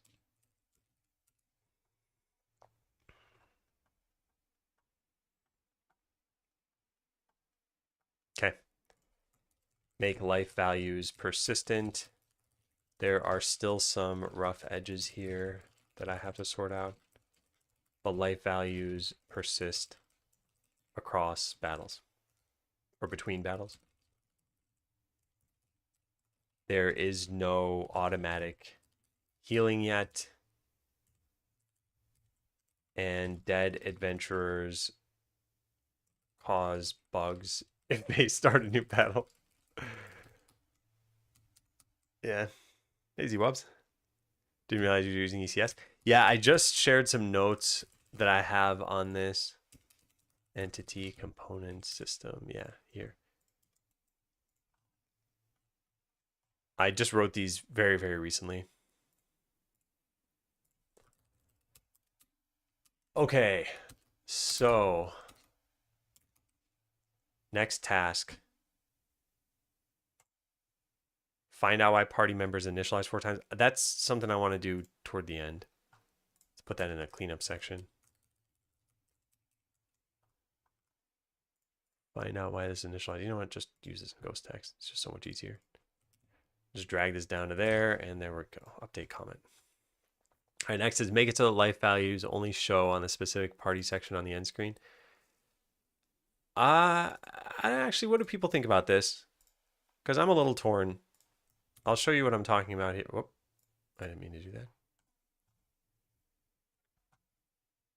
Is it starting? Yeah. Okay. So how do you feel about a life bar showing here in the skill tree, or like your character tree, essentially? Like as you take damage here, it updates it over here. I think I like it, so I'm leaning toward keeping it. Because that way at a glance, you can tell which adventurers are in battle, how they're doing. And like, why not show it, I guess. Yeah, I think I'm going to keep it. I guess, does anyone have a compelling reason why it shouldn't show up here? I'm going to just, oh, that's all gone. Refresh this page. I like having the life bars in the skill tree. All right, if life bars can show, then make sure we have a max life changed event to be able to tell when the adventurer levels up. Yeah, so this was the concept of a linked health component. I'm still not totally sure how this would work, but it would let us simplify the code that's in here. I guess let's kind of write out some things that we'd like this to be. We add a new linked health component, and we take in the adventurer. So this would know what to do. Add an extra one to the adventurers in battle. An extra one? You mean 2 life bars? Because there's already one in battle, right? Or am I making that up? Oops. I forgot I had that line of code there. Yeah, so while they're in battle, there's already... Oh, I guess it's hard to see because it's green on green, but we could put a border on there. But yeah, there's the one that shows there, there's the one that shows there, and then when you win a battle, there's the one that shows at the end. Yeah.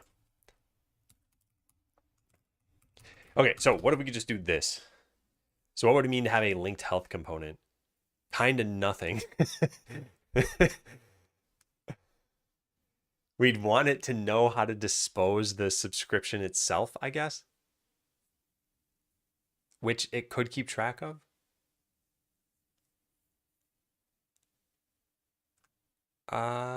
Yeah. What would it mean if you saved a battle? Because that's something I did not think about exactly.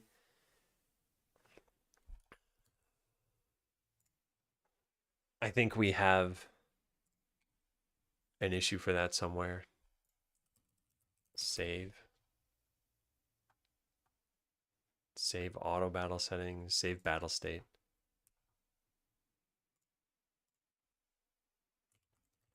Make sure linked health and stats components rehydrate properly between adventurers and battlers. Yeah. Are they taking long enough to warrant saving? Not really, no. But I just think that eventually people might expect that to be the case.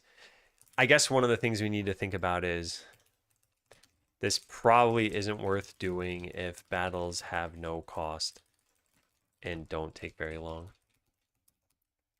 Yeah. Because originally the plan was it'll cost you some money to enter a battle. And at that point, it doesn't matter if it's short or long. It's like you might have lost the money. But that's not the case right now.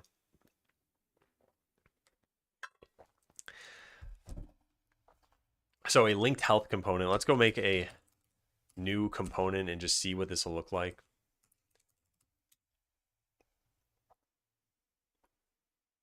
I feel like this probably doesn't belong here. It's probably something just the battle system does on its own. Although we'd probably want to store something in here. Could also just give the money back. Yeah, that's true.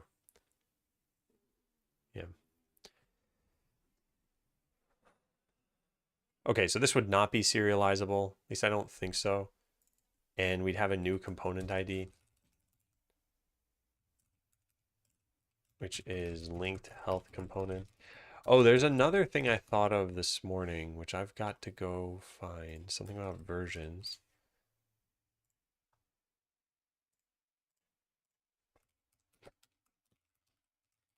I assume that save files from a previous version won't even deserialize correctly. We may need something that just tries to pull the save version from a save file and then never change the path of that. Yeah. Hey, War Eagle. How you doing? Okay, so linked health component. They could close the game when they know they're about to lose, undermine the game system. Those are the kinds of things I don't think really matter too much for a single player game. There's this whole concept of save scrubbing and getting a state in the game that you really shouldn't be able to get. But it's like, it's so much hassle that who really cares if, you know, a small handful of people do it. So, yeah, I get what you're saying. And if it were a multiplayer game, you would want to avoid those things. But yeah, for a single player game, it's like, yeah, if you find it fun to do that, you find it fun to do that. I guess it's kind of similar to, let's say you're playing a game like Zelda and you use a guide to play it. Like in my mind, that's a little counter to the idea of Zelda, but some people have fun doing that. So like, why not? And guides exist for a reason, and they used to sell quite well.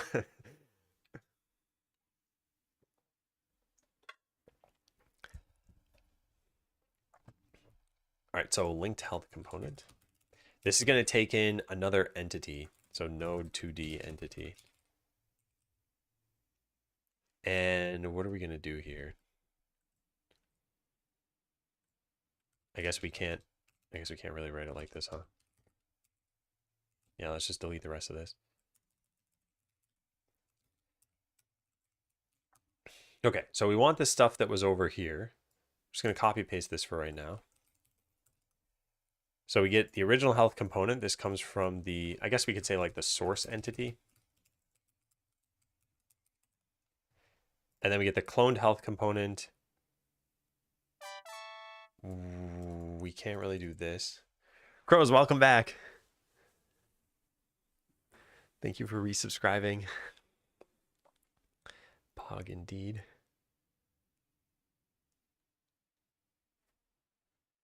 I guess this component could exist. It's just kind of weird that this is even set up this way. We don't know what entity this is attached to. I never laughed. You've had the channel open constantly. Yeah, I don't know if it makes sense for this to be a component exactly. I guess we need to save. How do I want to do this? We could make a function like public static add linked, or like link health between entities. Node 2D source entity, target entity. Yeah, something like this. Okay. I'm gonna just kind of meander around here, and we're gonna eventually figure out what I want to do with this. So original health component, get it from there. That's good. Target entity, cloned health component, on life change the original. Yeah. So this will work. This is good. And then when the linked health component gets removed, we want to save off the listeners that we had. At least I think so. So to do save off listeners so that we can disconnect them when removing this component. And I think each component has a removed from entity. Yeah, it does. All right, now we need the health component to know when the max life changes. So there's on health change. There needs to be on max health changed. And that gets called when you set max life. Here it is. Oh, unfortunately, this is not just set max life. This also heals you. I'm guessing leveling up healed you. Is that where we call this from? What is going on here?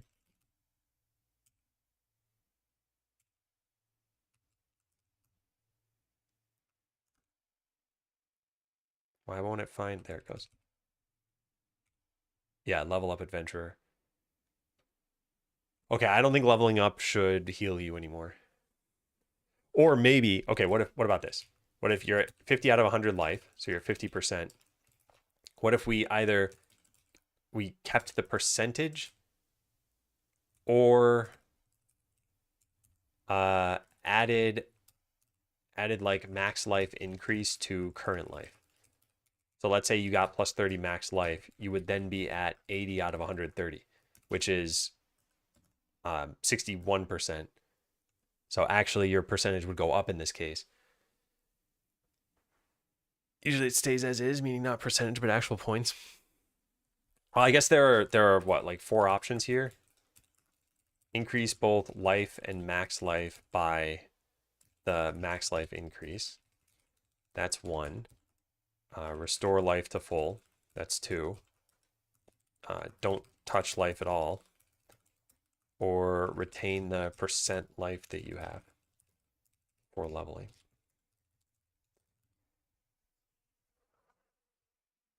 And I guess the only one, I definitely don't want this one. So that's the only one I don't want. And of the remaining 3, I don't think I really care.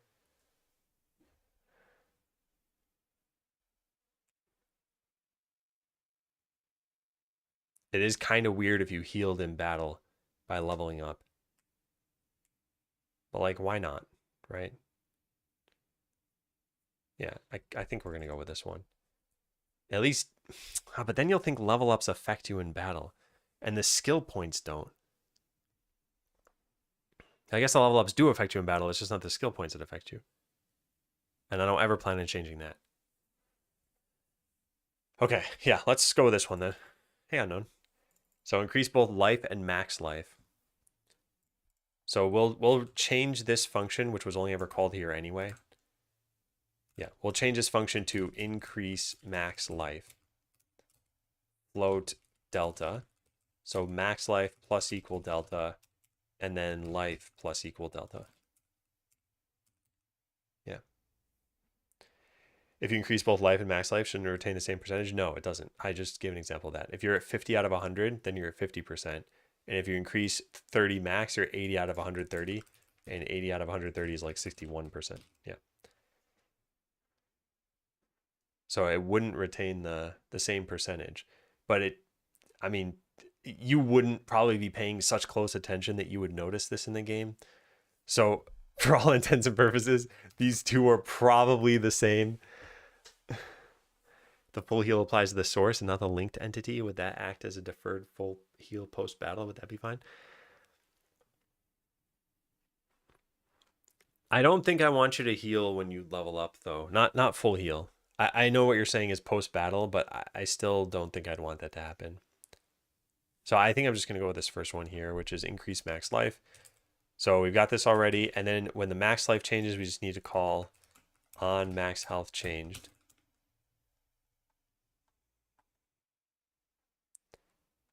Yeah. Now, technically, we make this even better. No, let's just leave it as is. No, I don't know.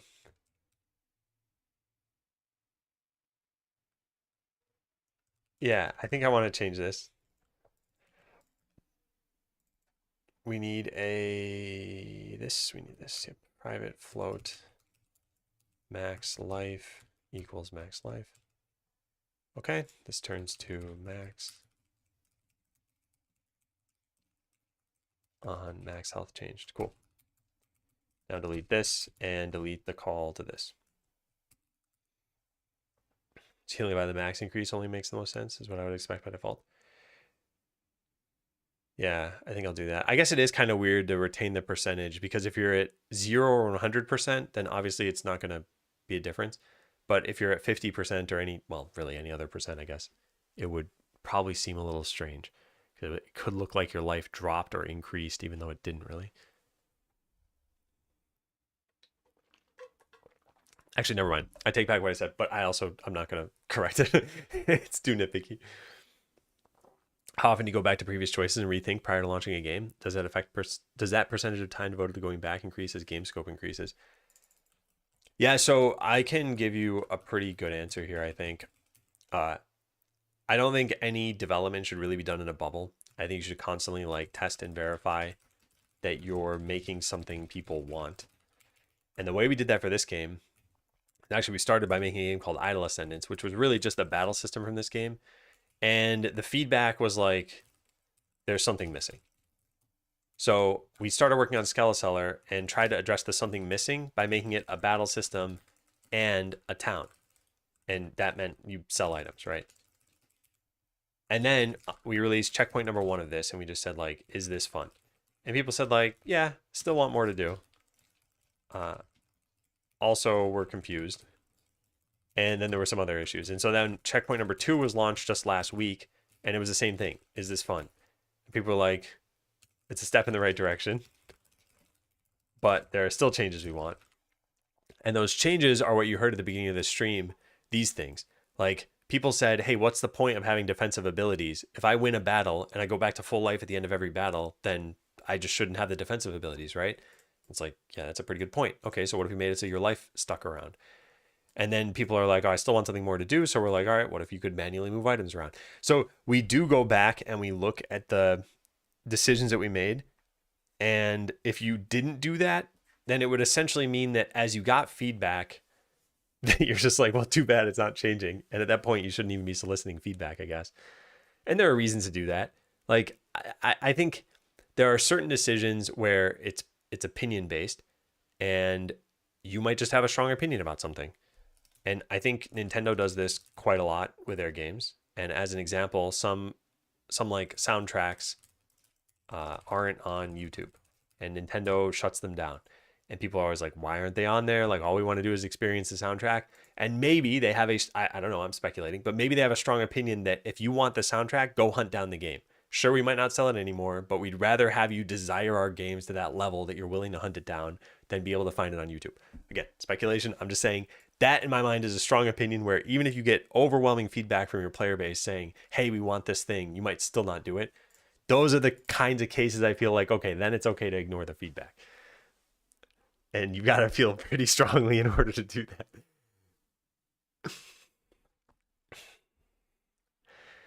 AJ Cup Dev.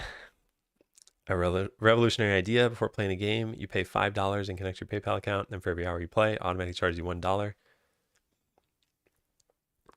I wonder if any game works like that.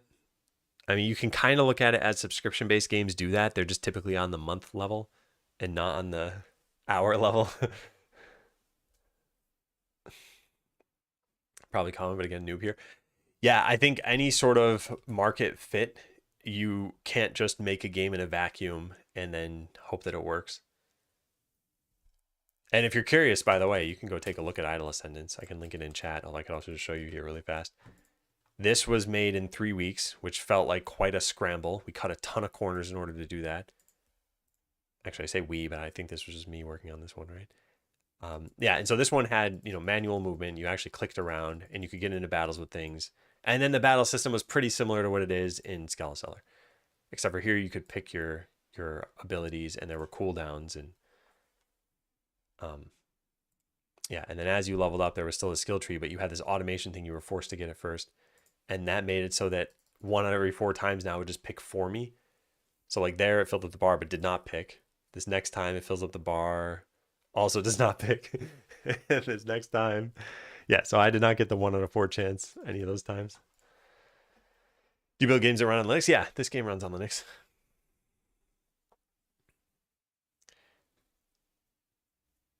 It's in no way a good idea. Oh yeah, definitely. I don't think it's a good idea. Back in my youth, I had my Amiga running with Civilization open just to listen to the intro music. Yeah, although I think things have changed enough where people expect the availability of music, and just, yeah, typically Nintendo, possibly other companies, but typically Nintendo doesn't want you to be able to listen on YouTube, and they will shut that down every once in a while. And like I said, I was speculating. For all I know, it's like incredibly rigorous Japanese copyright law. Who knows? Because I don't think they've ever communicated why they're doing it. So it's just left for people to speculate. All right, so now what we do here is we say the original on max health changed. We want to set the new things max life. But then we also want to bump up the current life. No, maybe we don't. Maybe we don't. In which case we shouldn't change your life at all here. Because if we're going to do this, then we need to know how much your current life changed by. Hmm.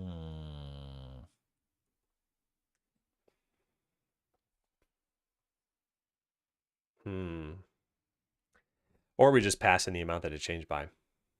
So we just pass in what, a float? Yeah, a float.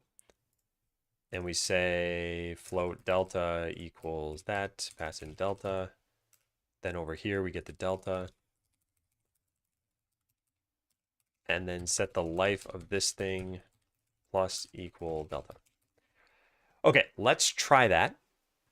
It should work, but we're going to try to make it more obvious by going over to here.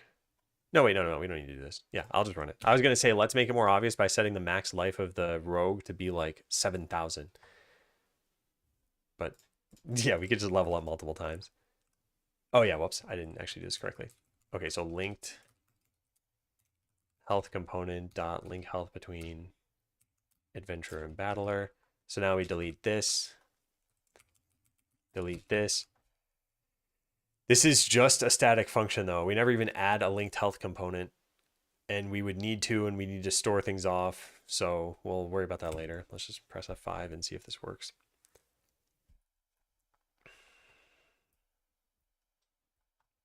Okay, so start battle. So we're battling. Now I'm going to level up my adventure, and we should see the life bar change here. It just went to full.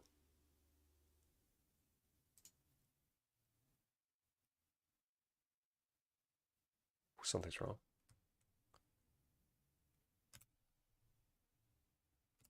Something's wrong because here it shows that it's not at full. Why in the battle did it show that it's at full?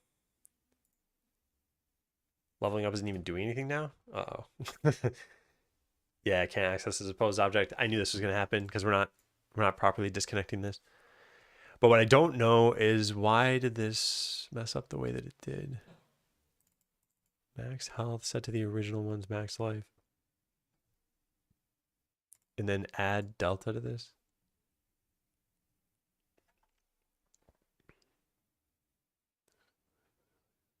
So yeah, I don't see what's wrong. Oh, I know what's wrong. Oh darn it. We never listened for the max health changing in Battler. Yeah, this is on health change. We also need to do on max health change. And then update the life bar to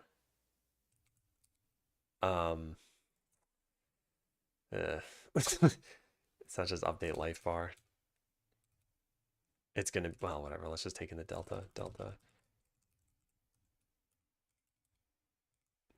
Life bar on max value plus equal delta. Yeah, there.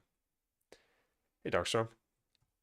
Okay, so that should fix this, but we still need to keep track of this listener. So I'll try this out again. Whoops. So I'm going to grant money. We're going to start a battle, and then I'm going to level up after we've taken some damage. Okay, we've taken 20 points of damage there. Yeah, and the life went up a little bit. If I click this a bunch more times, it'll just keep going up. Yeah, now it's like a sliver of life missing. And now when we end the battle, we should still have that sliver of life missing. Yeah. Cool. Cool. I think I messed this up, by the way. The way health is going up is this is rising by this amount every single time. Is that what I intended? I don't think it's what I intended. Life per level. Oh, I guess it is. I'm very surprised by that. Yeah, because I think I was like, oh, +5 life, +5 life, but it's actually plus 155 life.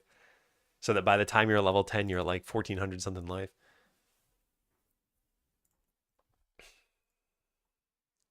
Okay, so now we got to save off the listeners. So we need a linked health component that has these stored and knows how to remove them. Let's go into component, search for removed from entity.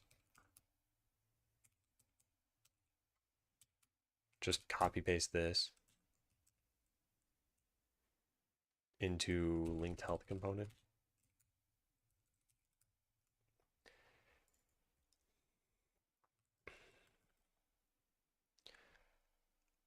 All right. So we need to make a new linked health component. New and then add it to the target. And we need to save off these listeners. There was a code change we made a while ago that I undid where I can just go resurrect that. Can you search through commits on GitHub?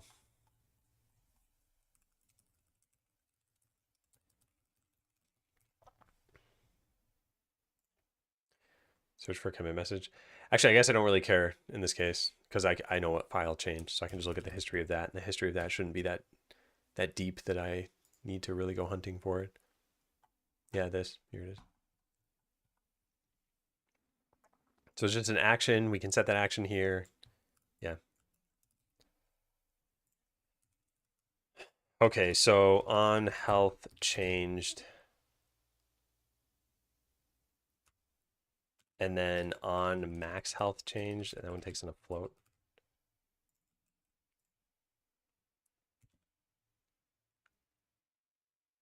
I think we can do this. Is this object references required for? Oh yeah, of course.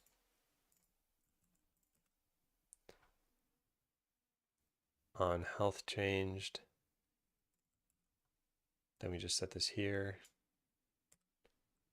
And do the same thing for the next one.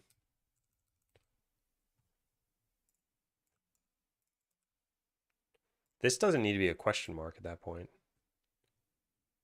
Wait, why are they question marks? Oh, because in that case, it wasn't necessarily set. But here we know they're going to be set. Okay, so now add this. Now make a new one of these using on health changed and on max health changed. And store those things off. Yeah. What's the underline at 22? Might have just changed this. Use local function. Yeah.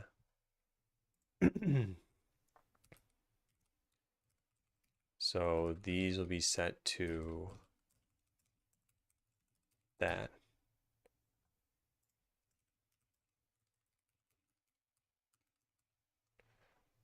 Okay, and then when we go to remove them, we just need to disconnect these things. I don't think this is going to work now that I realize this. Yeah, because we would need to get access to the original health component and the cloned health component. All right, well, I guess we could store off the original health component. The cloned, oh, I guess we'd also need to store off the cloned one, huh?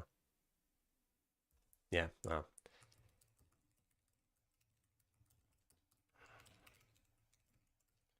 Cloned. I think this is a mess. And I still want to look at this and see if I like this when I'm done with it, but it's looking iffy.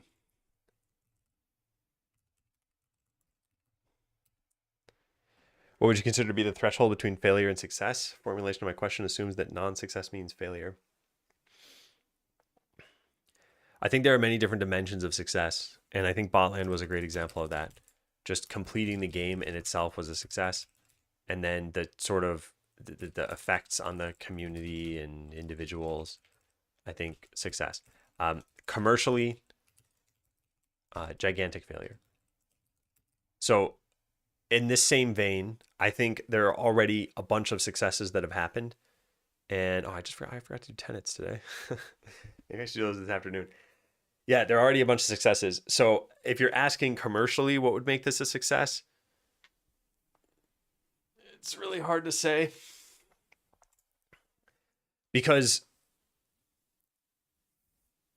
I guess I look at it a couple different ways. One is like, does the revenue, like, is there profit pretty much?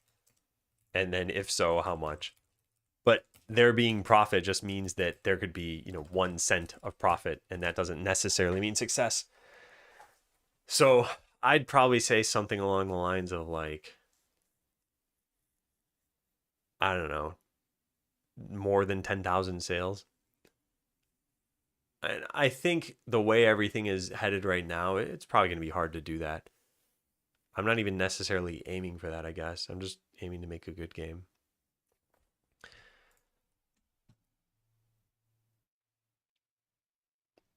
For those who haven't heard, 2024 for me was a year of like no need to focus on money. So I'm working on this project because I want to be working on this project, and I do plan on selling it. I don't know how much I'm going to market it or put time into it after that. What did it take for you to work on Skeleseller 2? Skeletonic Boogaloo. I think there's been a kind of interesting thing happening with just kind of sequels in general in the industry. So StarCraft, hey yo, StarCraft was what 1998 or 1999? I don't know. I don't know which one. And then StarCraft 2 was later than that. When was it? 2010. And that's it. So there was about a decade apart, and there hasn't been a new one. So I feel like any online game, it's unlikely you'll see sequels. It just sort of feels that way, at least. And I know it happens sometimes. Like there was Overwatch and then Overwatch 2. But to me, it looks close enough to the same game where it could have just been a major update. So for Skeleseller 2, I think for something like that to exist would mean I'd want to change enough that it wouldn't just be DLC and it'd be a markedly different game. And I don't know what that would look like. But I also don't think a Skeleseller 2 would ever happen unless Skeleseller 1 were successful.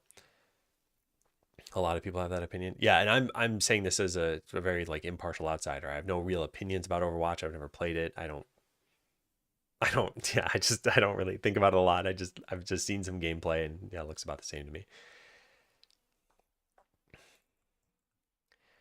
This is really weird and dumb what I'm doing here.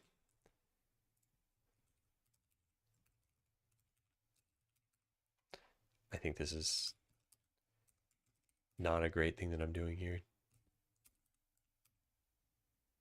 This is the cloned one on health changed, and then the original one on max health changed. Yeah, there we go. All right, now use local function. We could make a local function out of this. I guess it would just be static. Whoa, what? Is that even valid? What?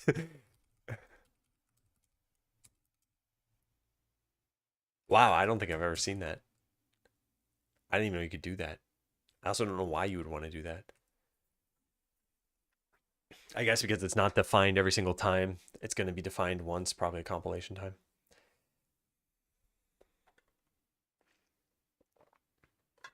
Good luck playing on this keyboard. I can just run in circles. I'd be of value to my team.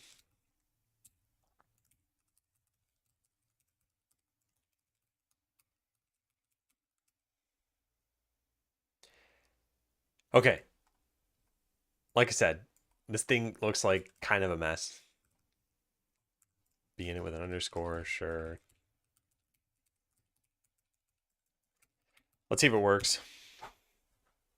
There's some characters where you don't need much in terms of input. Yeah, I was at a friend's place and he was watching someone play Overwatch 2, which is kind of weird because I guess then I'm just watching someone on Twitch. And I guess there's a sniper character who heals via sniping and also deals damage via sniping. It seems like a very high skill ceiling character. Directly just add a lambda without creating a function there. Yeah, I don't know if I would have complained about that too. I need to store it off in a variable so I can later disconnect it. And I had a lambda and it was complaining about it. So yeah, I'm not sure.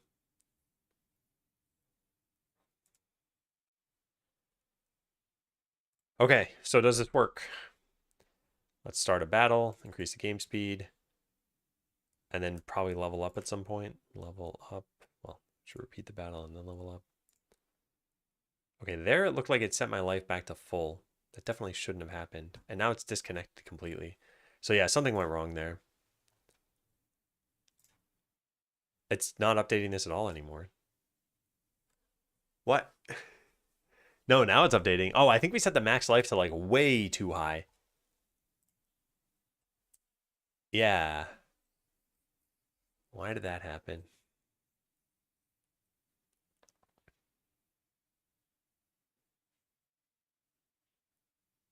Change delta. Oh, what happened there? Somewhere we must set the maximum life. Max value. Here it is. Do we never update this? Oh, we never needed to update it. Oh yeah, obviously, because we never showed a life bar. Oh man. All right, whoops. So we want health component dot on max health changed plus equal update max life. Yeah, we'll just put this one over here. Float delta life bar dot max value plus equal delta. Okay. Let's try that out. This ended up being more work than I thought. I'm not dejected about it or anything. I think this is fine. This is a really important change, especially just to test out. So let's try this again. We'll speed up the game. We'll grant money. And we will level up the adventurer. I don't think that worked because these two life bars are showing different values. They're still showing different values. It's like the max life never changed on that. What is going on?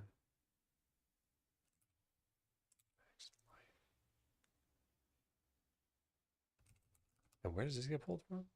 There. Maybe we just set them both at the same time. If you update the max... Oh, wait a sec. Wait, no, this should work. Did the max life change below? I'm leveling up the adventurer, which should change the max life. But then something isn't happening. All right, how about this? Let's put this here. Let's just set a breakpoint. I think it's fine. All right, now let's try that again. So repeat battle and then level up. All right, so the max life goes up by 160. That's correct. So then what's happening in the game? Well, I died. I think I need a breakpoint somewhere else too. The battle system does something for this. Or not battle system, battler. Here. Okay, let's go try that out. Grant money. Oh, I want to set a breakpoint inside the lambda. I don't know if you can do that. Level up.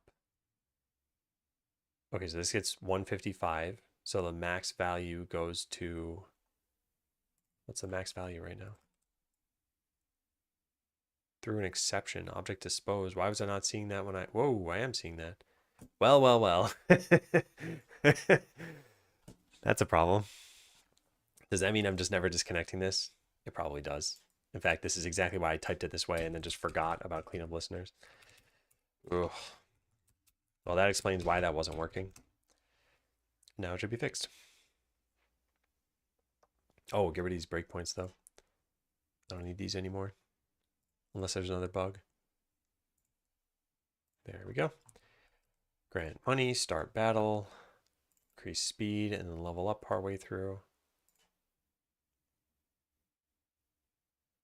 Let me do that again a little slower. I'm gonna level up. Yeah. There's a discrepancy there. So this life bar is at max. This life bar is not at max. How would that be possible? Party member update life bar. Update max life just to increase the value. That's correct. The only thing that actually updates the life is here. Increase max health.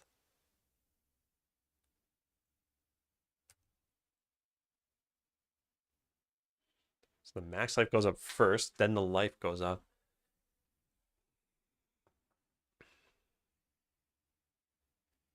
But the max life going up is going to trigger this linked health thing, which is then going to make this life go up, which is going to trigger the linkage to get set to this original one.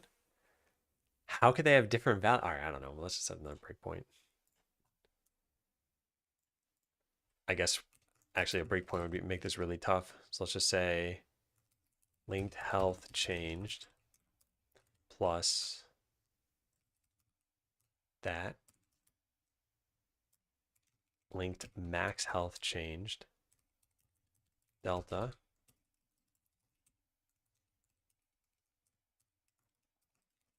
Level up.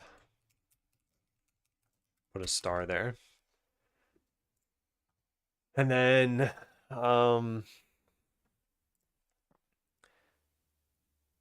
update life bar.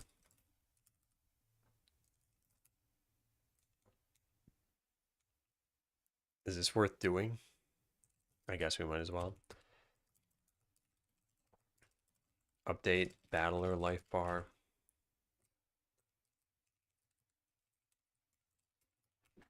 Is this new change made through components only? You could do this faster through tests, I think.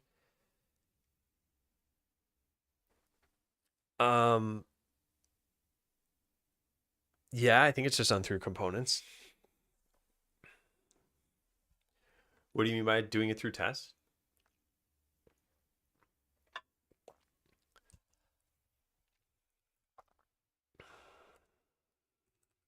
So battler life bar, and then the other thing we have is a party member life bar.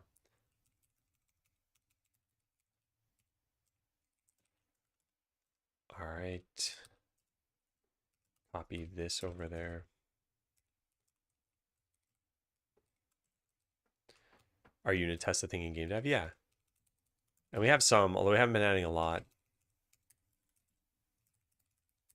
Without just checking this in the game constantly.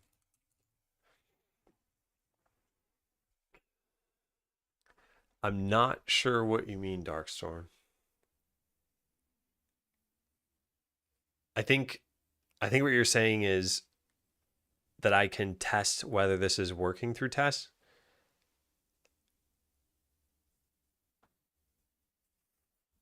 Yeah, maybe not understanding.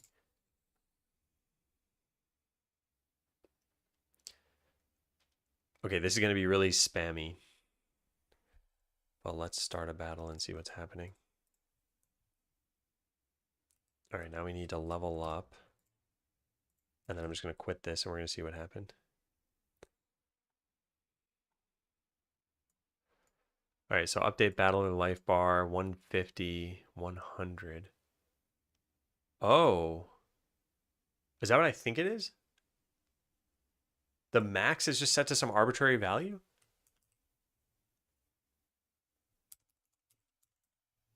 Max health, life bar. No. This is set to max. We should be setting it based on a ratio, right?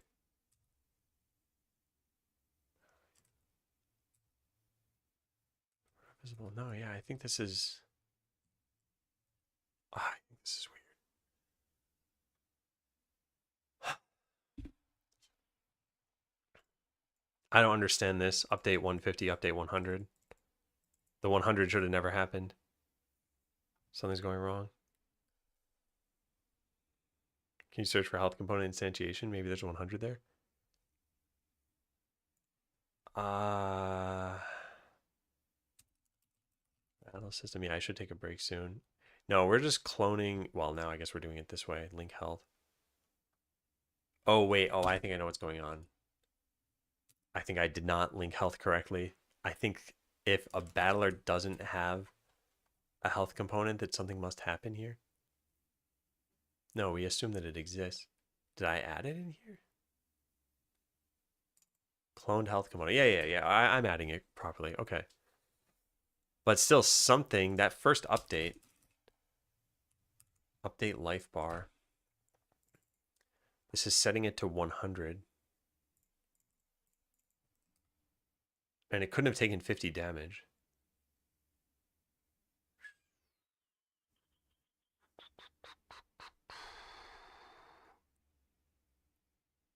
Get it from here. Yeah, I don't know. Well, weird. Okay, let's set a breakpoint here.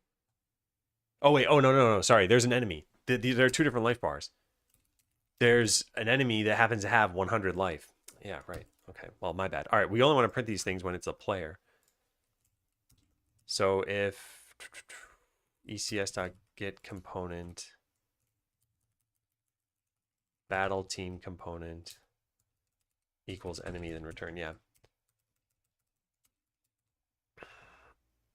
Okay, party members are always for adventurers, though.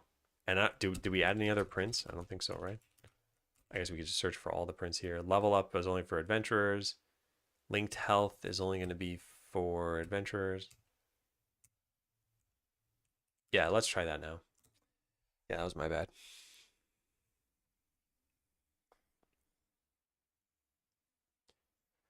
Okay, so we're going to go through that same process. Grant money, start battle. Then we'll take some damage a couple times. Level up.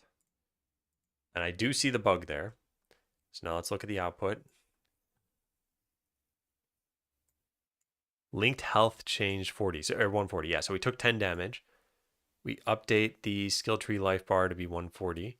This is happening twice, which is concerning to me, but we'll need to look into that at some point. That's a different issue. Update battler life bar to be 140. Yep, that's good. Linked health change 130. So we updated in the skill tree, updated in the battler. Level up, linked max health changed, and the linked health changed. So it went up by 155. So 155 plus 130 is 285. And then both life bars get set to 285. Then the skill tree life bar somehow gets set to 440. Is it? Oh, I think I know why this is happening. Maybe. No, I don't. But that number is 285 plus 155. So somehow the max health is being applied twice.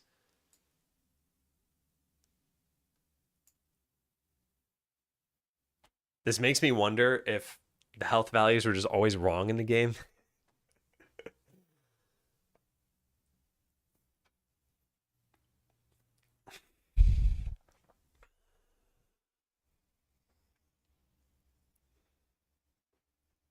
.440 just appears out of nowhere here, though. Update skill tree life bar. Yeah, so health is somehow changing to 240. That means we must have set life somewhere.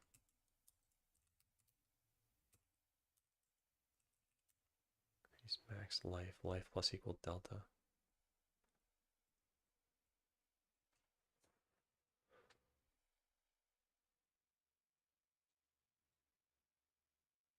It's got to be this. It's got to be this. So what's happening exactly? We set the new value. Whoops, that's not the right thing. We set the new value and then we call on health changed. On health change is going to go into here. We're going to go into this. It's going to set the original. No, it only works in one direction.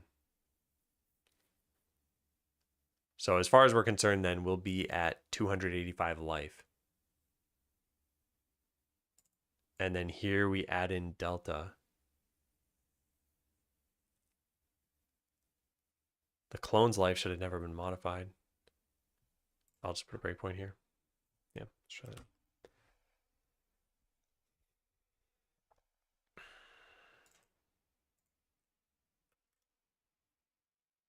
All right, so we're just missing 10 life.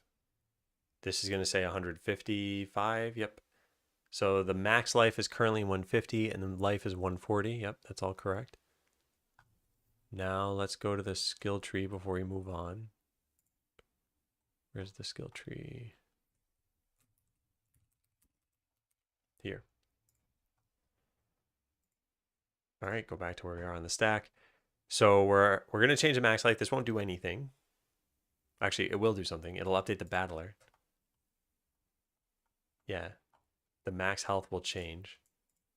But that was never the problem. The problem is when it changes over here.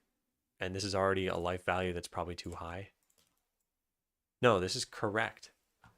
So we hit play again, and now it's incorrect. No, it's still correct. Now it's incorrect. Now it's incorrect. Okay, where is this coming from?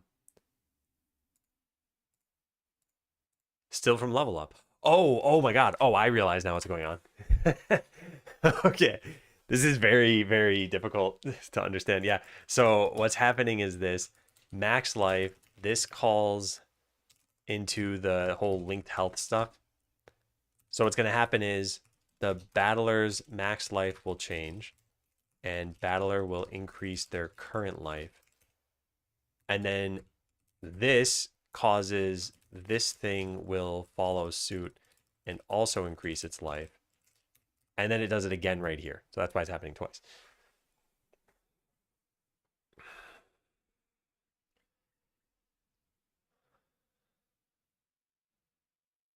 So how do we fix this?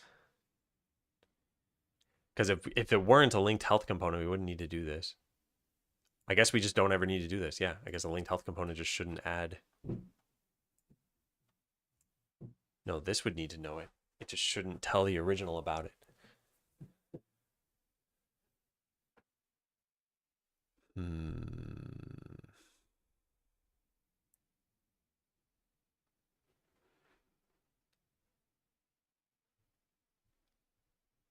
Yeah.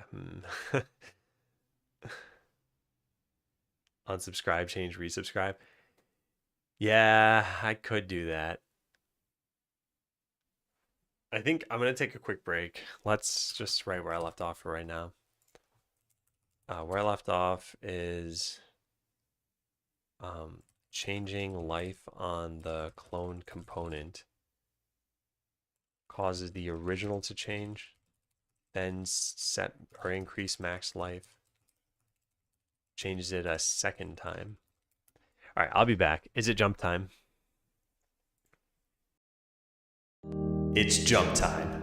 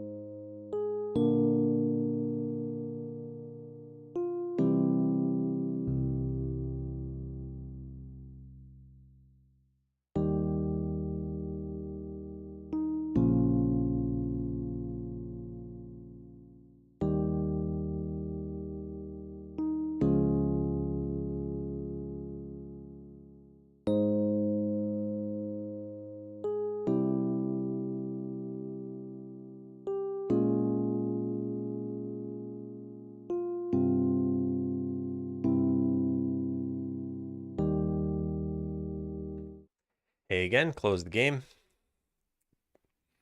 Also, hey, L colon Q. I didn't actually see you in chat. I just saw that you were in the game. Where's your chat message?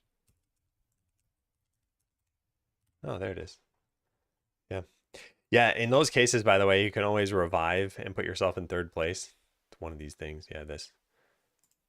It's only usable during Jump Royale. Well, it only should be usable during Jump Royale. How is your front page exposure? Changing life on the clone component sometimes cause the original change and increase max life changes a second time. I'm kind of debating if any of this was smart to do. Like we had a way working where the battler could just know that it had a reference to another component. That'd have been a problem. Hey, Bouncy Boy. Really expensive Hey, Bouncy Boy. It's kind of crazy. Yeah, I was on the front page once. I requested it for the launch of Botland, and then the launch went miserably. Someone had made like 5,000 accounts over the weekend in Botland, and it stopped some process from finishing within the 5-minute timeout. And it wasn't as simple as just increasing the timeout or something. And I had to like scramble around, and I couldn't show what I was working on, and it was a mess. Oh, but anyway, Skeleseller is doing well. We've got some pretty good feedback, and I'm trying to address it. Not all of it's going to be today, but we're starting with persistent life values. So when you win a battle and you have 80% life, then you start the next battle with 80% life. So that's going to take probably most of today. And then there are a lot of other things I want to do. I think the biggest ones are probably these: the building up your town and the new player experience of not really starting with anything. I'm going to take the kids out. All right, take care, Broken Crown. Have a good day with your kids. Yeah, anyway, running into an issue right now where we've got listeners going in two different directions, and this is a little complicated. So let's write down the problem here. Problem, we have two linked health components, and when the source updates its max life,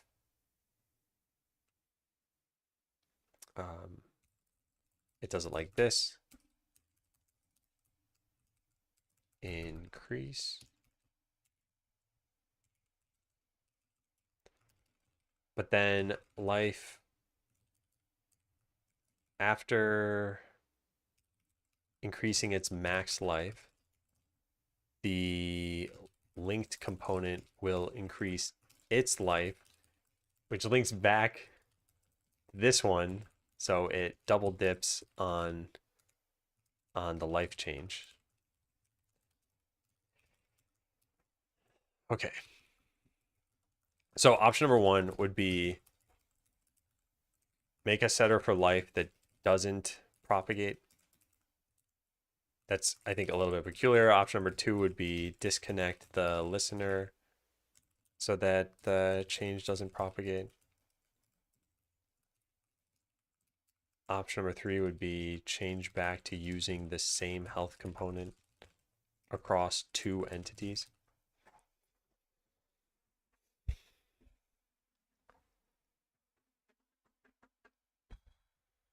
I'm still trying to think of what makes the most sense here.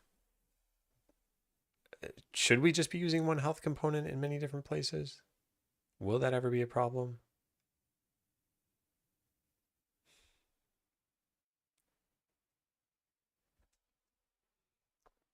Why not just make the battle entity have a reference to the main one? I just think it's a little confusing, because then inside the battler, we need to keep track of the subscriptions we have on any events and then remove them when the battler goes away. And ideally in the future, the battler class wouldn't even exist. Like it would just be an entity and everything would be handled through components. And in that case, we wouldn't have any of this glue here. I guess it would belong in linked health component. Although this could work by doing that same thing, right? We could just keep track of the original health component in here and unsubscribe when this thing gets disposed. But I think that's also a bad idea. I think a direct reference on a subscription. No, I know what you're saying. I'm saying that there are subscriptions on that direct reference that need to be done. And that means they need to be cleaned up So we essentially have an adventurer with like health component instance X, and then we have a battler with health component instance X. So now the battler goes out of scope and needs to clean up subscriptions. But it can't just assume like instance X will disappear. And I have code that'll do this. I think one of the problems we have is concept of a linked health component is a bit strange since we can't ever just remove health component without removing this thing. It feels wrong to me. I think everything here feels wrong to me.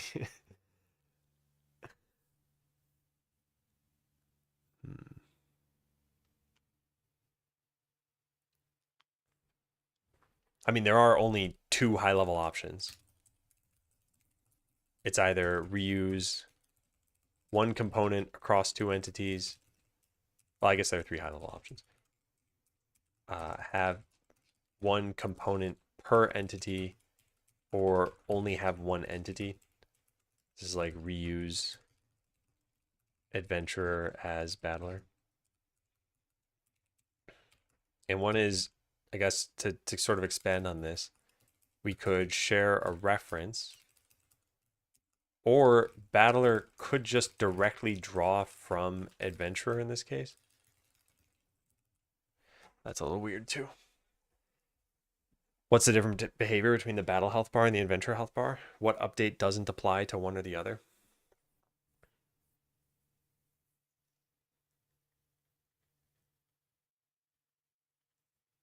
Yeah, they're the same. I guess it's just which ones are being updated. Okay, I guess there's another thing we could do here. Level up the battler so that the flow of health changes is always the same.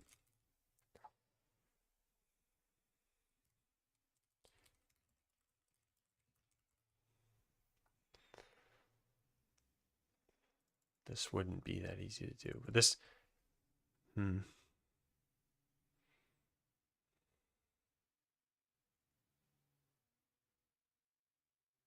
Where do we call this function?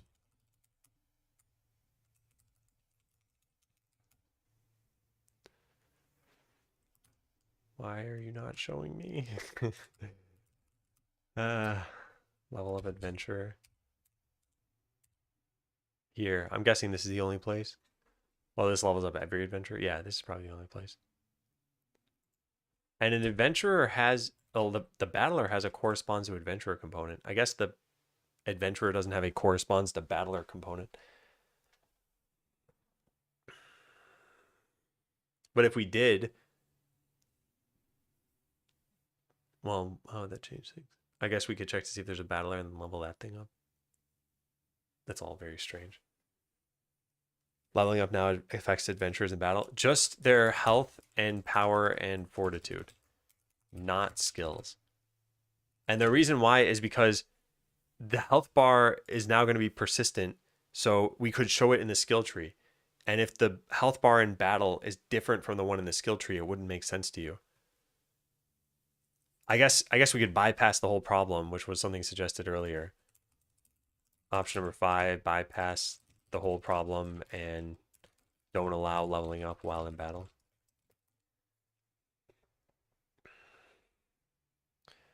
Think about the level up as one single act. Don't separate the HP level up and the rest of the stats level up.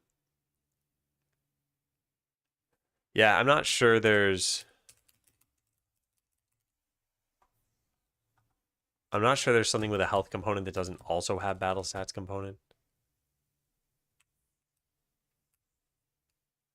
Battle system, party member, battler.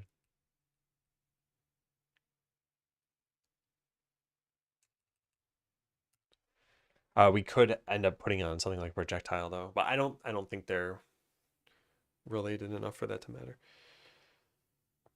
Won't it break when there are temporary modifications of power and fortitude? The temporary modifications don't affect the battle stats component, though. At least I don't think we ever do that. I think the way we figure out that you should have a difference in stats is by getting your total power. And we get your base power always directly from the battle stats. So I don't think that should ever change. Or at least make it only apply once you're out of battle. Yeah, the thing I'm concerned about with that is that someone will look at the skill tree, they'll have this open, and they'll see that they're level 1, and they'll click level up. And sometimes it'll show that your stats went up, and sometimes it wouldn't. So that if we delayed it, if we just didn't even allow it, then you'd be like, oh, I can't even click level up. Oh, wait, that's not possible because you don't level up individual adventurers. You level all of them up. So we can't stop you from leveling them up. We need to have you take all of them out of battle. That'd be weird. Yeah, this isn't really doable since you level up all adventurers at once. Do it all at the same time. Oh, yeah. I'm definitely going to do it all at the same time.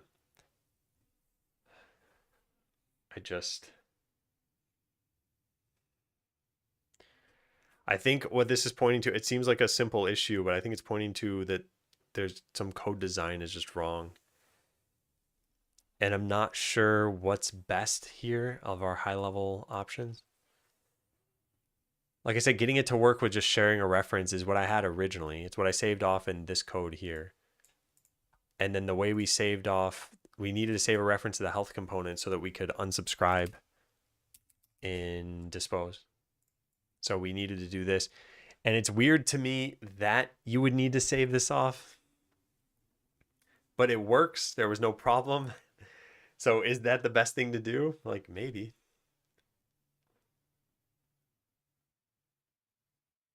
Yeah. I guess another thing to think about is what is this going to do when it comes down to battle stats? So enemies don't need any of this stuff. They don't have a persistent character somewhere. So with battle stats, I guess the only thing that matters is you level up and then you increase the stats in battle.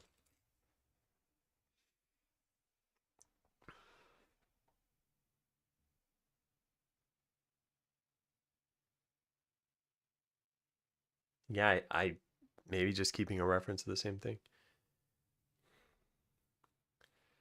I don't think the battle would update the source battle stats. These are constant or like constant per level. So it's not like in another game where you have 10 power and then you cast battle shout or something and you get +2 power. This doesn't affect your battle stats. It affects a temporary buff thing that keeps track of your extra power. So I guess this is more like battle base stats is what I should call it. Something like that. So I'm not super concerned about that. I feel like the sharing a reference thing is easiest. It just feels wrong for some reason. But there are a whole lot of things that could potentially go wrong with this idea of a linked health component. For one, it's a bunch of ugly code. Yeah.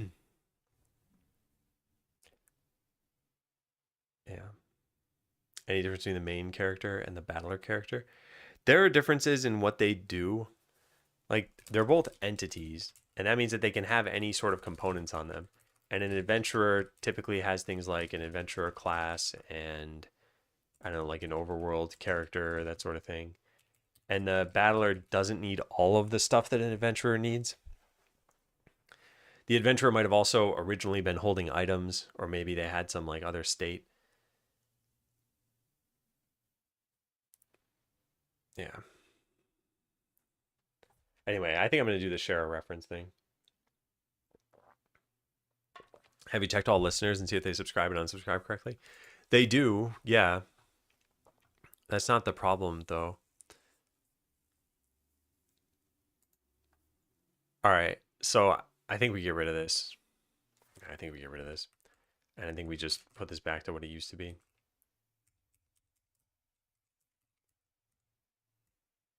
We don't have a clone here anymore. Which means I should take this from...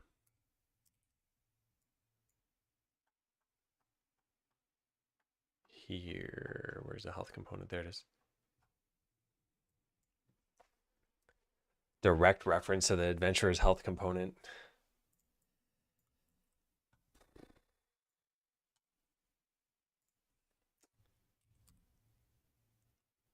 Yeah. So that's what we'd have to do. And then in Battler, we need to save off the health component and then disconnect on exit.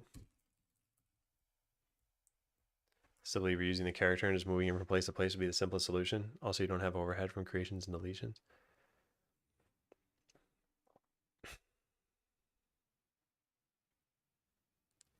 I think the issue is how we set up battlers, though.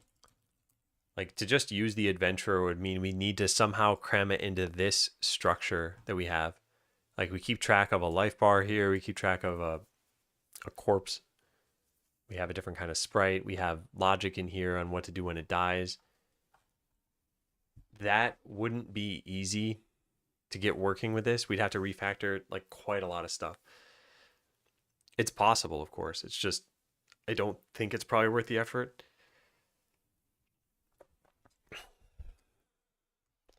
Okay, so we store this thing. Then we save this off. Let me go back to this file.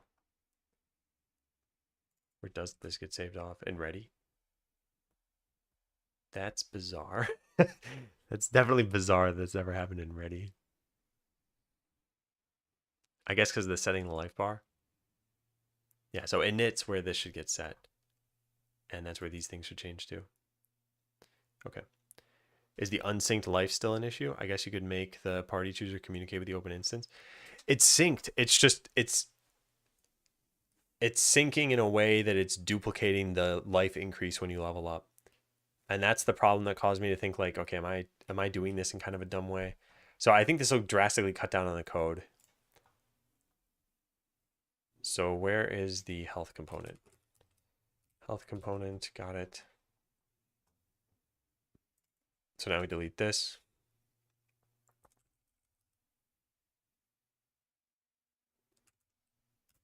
Put these up here. Update max life. What does update max life do? It changes the, okay, yeah, that's fine. All right, let's put this down here. Private void, update max life. Float delta.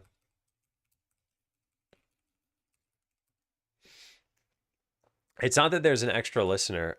What was happening is this. We have this function. So we change max life. This triggers a listener or like triggers an event. And now there's another health component that's going to update its max life and its life. And then it updating its life calls another event back into this, and then the life gets updated a second time. So it's not that there's an extra listener, it's that there's code that some other orchestrator needs to know is being called twice to not have it happen. And I think that's the indicator that this is doing the wrong thing. So where's cleaning all this stuff up? This is the wrong battler. We need this. Yeah, here. Oh, we don't have a cleanup thing? I might not have one. Yeah, I don't have one. Okay, let's load this up then. And then just copy paste this over. Yep. And then remove one more thing here. Health component dot on max health changed. There. Let's put it in the same order, not that the order matters. Okay. And that's it. Now everything should just work. It's just more confusing, I think, that this thing needs to store a reference to this. Name health component does not exist in the current context. Yeah, that just needs underscores. I might have forgotten the underscore somewhere else too. Yep. Okay. This isn't needed anymore though. We can just say update max life 0. Oh wait, that won't work. Kind of dumb. Wait, why do we even take in the float now? We don't need that anymore. I think we can delete that. Well, this might work. I'll just write a quick thing. Stop having on max health changed. Whoops. Pass up. Stop doing this. Pass up float. There we go. All All right, so I don't even really care about any of these breakpoints that we had. So we'll start a battle. We'll grant money. We should see the life bar here drop. It did. Okay, now we're going to level up. Yeah, it looks like it's synced properly. I mean, it's only one health component now, so it should be. Yeah, can we repeat the battle? Yeah, looks good. So now if I speed this up a ton, eventually this will break because you can start a battle when you're at 0 life, but that's only because I haven't gotten to that yet. It looks wrong. What looks wrong? And now it's going to break. Yeah.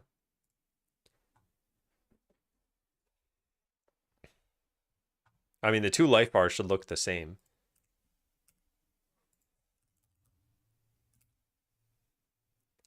So we got to go undo a whole bunch of code changes that I made. All right, delete this. Increase max life. That's an important change. I'm fine with that. Linked health component, we're just going to delete. I don't want any of this. One looked like a pixel off. They might be different widths. That might be what you're seeing.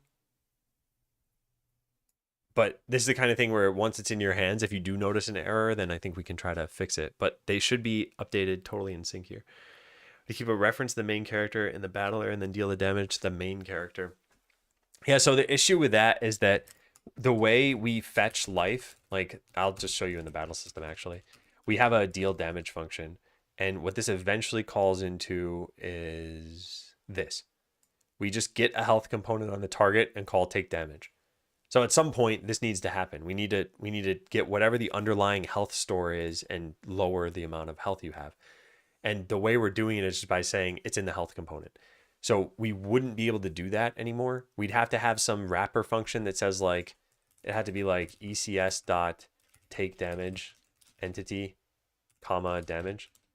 And then this for most entities would have to check the health component. But then in the case of a battler would have to loop it through, and had to route it through an adventurer first to check its health component, which is just kind of weird. It's like we should be able to just rely on this everywhere. Yeah.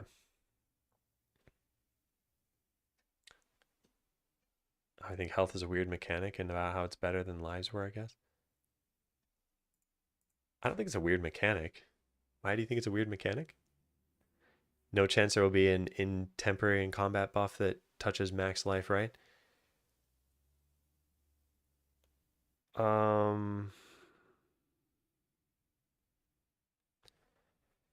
There's not no chance. But yeah, I guess the question is how would we implement it? And in this case, we would need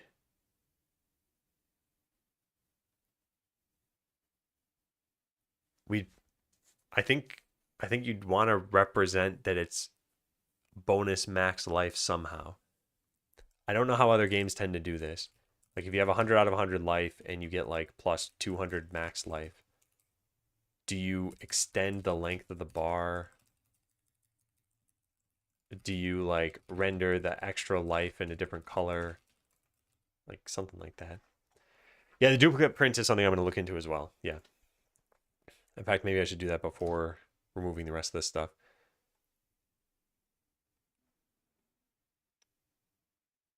Where is it? I wrote it down somewhere. Is it here? Do I need to refresh this?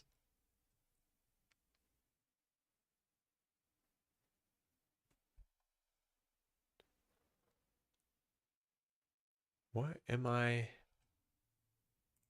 know I wrote this down. I don't know. Yeah. It would have had to be in here. Oh yeah, it's in cleanup. There it is. I just moved it to the bottom. It's initialized a bunch of times. Yeah, I need to figure out why that's happening. Am I not using Obsidian? I am. I just use many different kind of note-taking solutions and Halo Dev. Yeah, it makes things complicated. Yeah. Yeah, there'd have to be like an on got more max life or something. I don't know. Anyway, it would probably be okay. I think it is weird that we'll have to write this here. for adventurers, for battlers that correspond to adventurers, this will be, okay, I do kind of wonder, does it make sense to stop just fetching health components everywhere? No. We have like a level in direction there. Hey, Senile Penguin. Watching through starting at the beginning on YouTube to learn a process for game dev. Only on day 4. Want to drop in and say you made awesome progress? Well, thanks. Yeah, I hope it's going well, following along. Excited to eventually catch up. I mean, you got a lot of days to work through. I don't know how fast you're watching, but you could just skip to now. I could still answer questions you have and fill in the blanks for you. Yeah, welcome in. You code your notes app? No, that's Obsidian. I didn't code that. Yeah, I eventually want to make a course on organization. I feel like I have a lot to offer for that. All right, so for battlers that correspond to adventurers, this will be a direct reference to the adventurer's health component. For enemies or summons, this will just be a standalone instance. The keyboard is some sort of black magic. Yeah, I just changed around the keyboard camera, so I thought, you know what, I could have the lights on while I'm typing so that you can see the light trails. Problem is it's only on the left half of the keyboard because I broke the ones on the right. But it looks so cool. I should just use this all the time.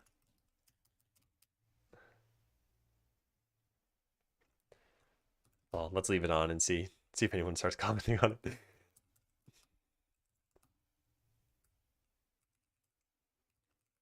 Yeah, does this cause any problems? I don't know. I don't think so.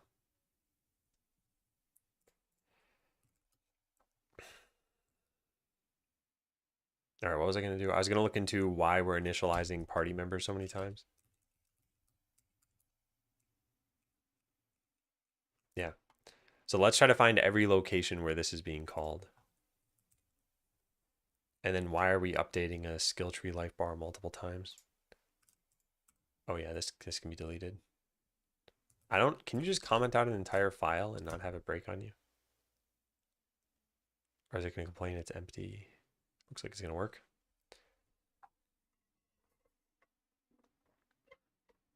Okay, so init call number 1, copy call stack.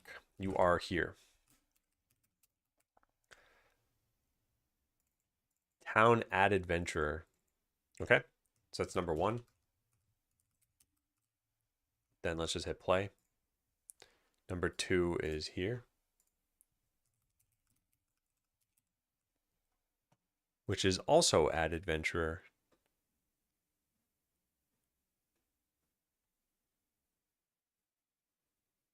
Well, but the stack at the top is different.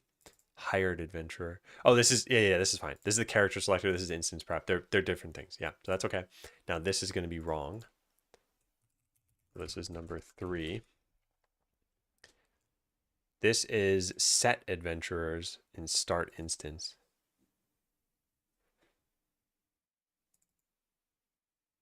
Set adventurers. But every time we called hire or add adventurer. So I don't know if this is necessary. In fact, this is probably only called from one spot.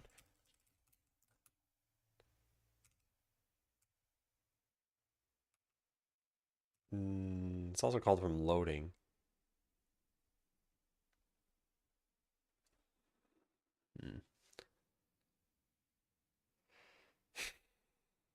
Wait, something's off.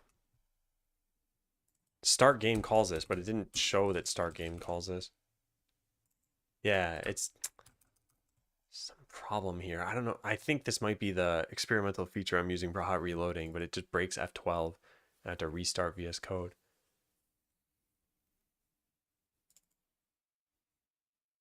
All right, hire random adventure, then call set adventure. So does this need to happen at all?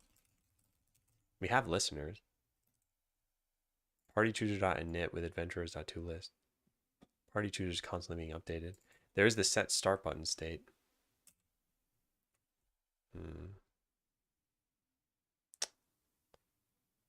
Okay, well, where's the last one of these? This is number 4. And this is coming from Set Adventurers as well.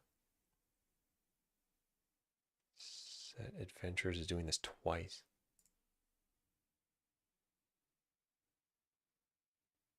That's strange. This only gets called once.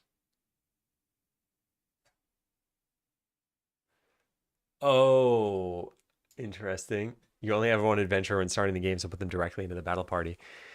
Yeah, I forgot about that. Okay, well, none of this really matters as long as we're not getting listeners happening twice here, and we must be. Well, we call cleanup listeners, so what could be happening for that? GD print update skill tree life bar. No, wait, two of these does make. No, it doesn't make sense, right? Skill tree life bar? That's what was printing out multiple times? Probably. Hey, Maniac.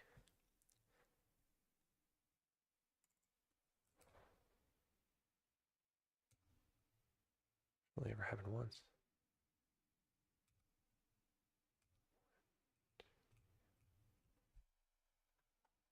All right, let's print out the reference to this thing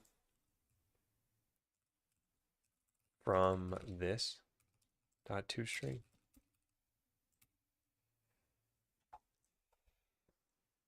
I'm doing well.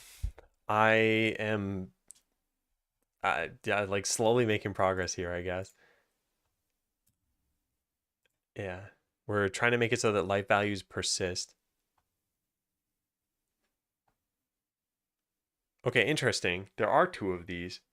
How is that happening? That means that something got rid of this party member in the skill tree and it still exists in memory somewhere. Am I really doing it?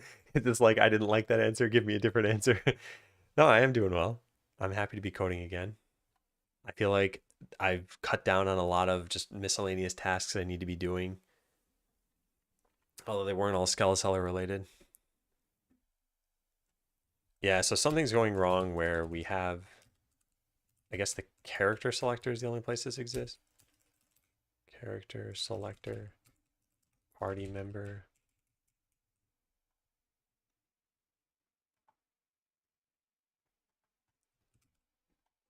Do we ever free these up? Do we ever delete them? Like, what's going on? Hired adventurer. Where are those stacks that I had? Here. The character selector only ever exists in this stack once. Yeah, it's not anywhere else in this file other than this line. But that update skill tree life bar should only ever happen from the character selector. No, it's party member that has this. Oh, so then this isn't necessarily a problem. I just wrote skill tree, but this isn't for the skill tree. Oh, well, then that's the answer. Yeah, there are just two of these, and there are supposed to be two of these. I just thought it was two in the skill tree, but there's one there and there's one there. And technically, there's that one. Yeah. In fact, I guess if I repeat the battle and keep this open, this should change its life value. Yeah, it is doing that. And then it should eventually, well, maybe it won't die. I don't know. I might win the battle. Nope, that's broken. I'm doing 0 damage to this thing. That's very strange. Huh. Something was making that do no damage. Must be some other change I have here. This looks good. This looks good. Component, battler, health component. Looks fine. Health change on health changed. Date life bar. Okay, I think I know what's wrong. I think that enemies don't have a health bar when we go to a knit. But then why didn't it produce an error? Oh, it might have, but it was inside Godot and said no. Something's off. Something's very, very off. Oh, the lights on the left half or the right half of my keyboard are kind of working.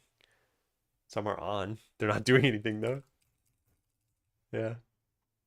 It has something to do with like the flex of the PCB. If I bend this a little bit, yeah, like they start to work, but they don't like being bent. Yeah.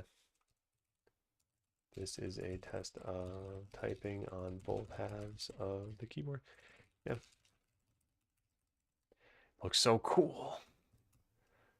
Yeah. So let's try that out again.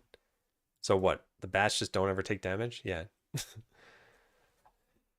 Yeah, it probably is a cracked solder joint. It's just I'm not very skilled at this stuff. And when I tried finding it last time, it took me forever.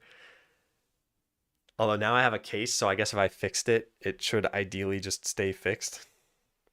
Yeah, I'll have to put in the time to do that. It's like strobing like crazy right now.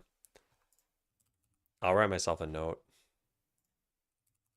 Look into soldering the right half of my keyboard again. I'm gonna have to just turn off the lights. It's too distracting. Party mode. It would be cool.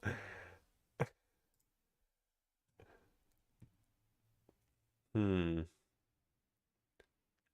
So enemies aren't showing that they're taking damage. And the thing that should show it. Oh, wait. Oh, it could have to do with init order. Where do we make enemy battlers? Here. So we call create. Create does what? It adds a health component. It calls init. Init is going to make it so that we save off the health component.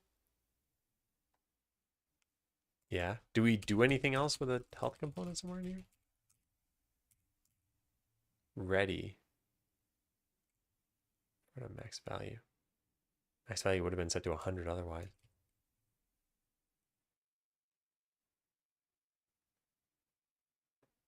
Ah, this is wrong. I think.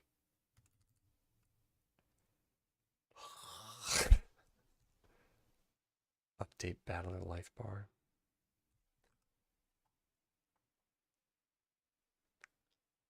How about we say if it's the player, then yeah, let's try this.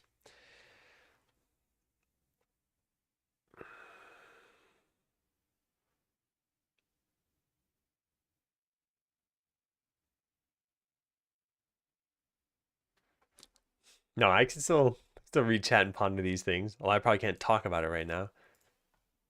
Is this printing out? It is. Okay. So, oh wait, what? It just started working too. I didn't even change anything though.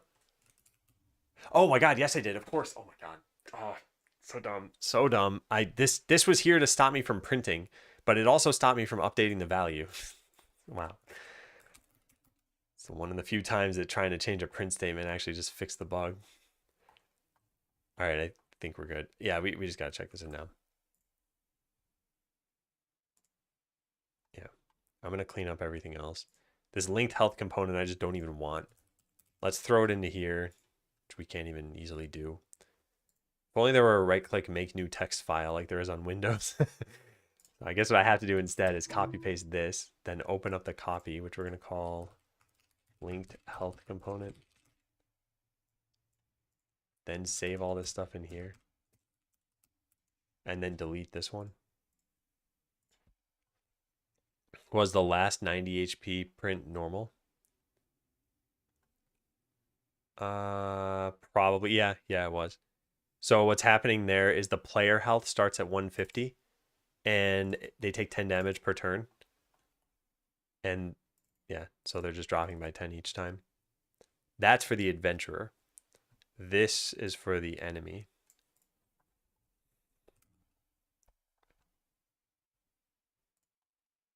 Yeah. I used to do all my game dev from Windows. I only switched to Mac as of last year as my personal computer.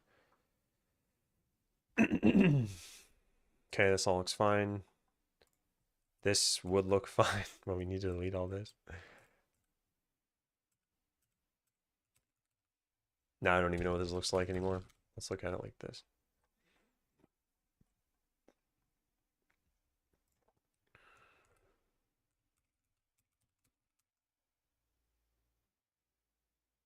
Yeah.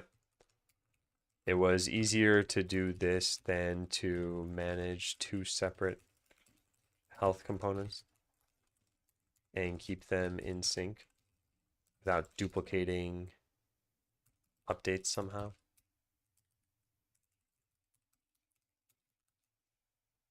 Yeah, there we go. All right, battler. We wrote that down. Got this. This is in the right spot. Yep. Yeah. Cool.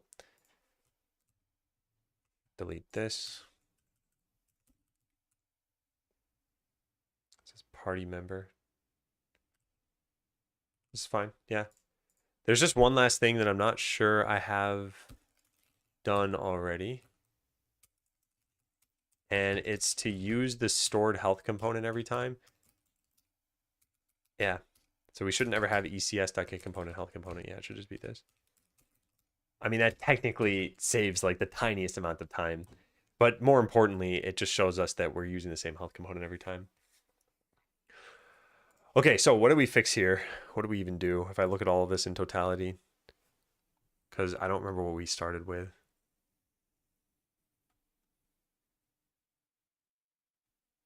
We fixed the syncing? We were cloning it beforehand? Yeah. Yeah, use a reference or use a single health component for player battlers. The battler's health component now refers to the adventurer's health component. That way they're always kept in sync. This commit also changes how life increases when you level up. It used to restore it to full, but now it only gives you the max life delta.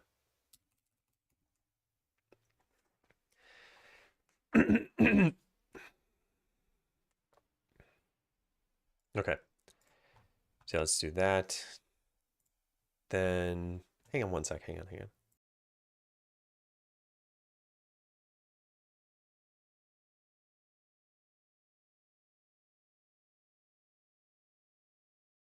Okay, sorry about that.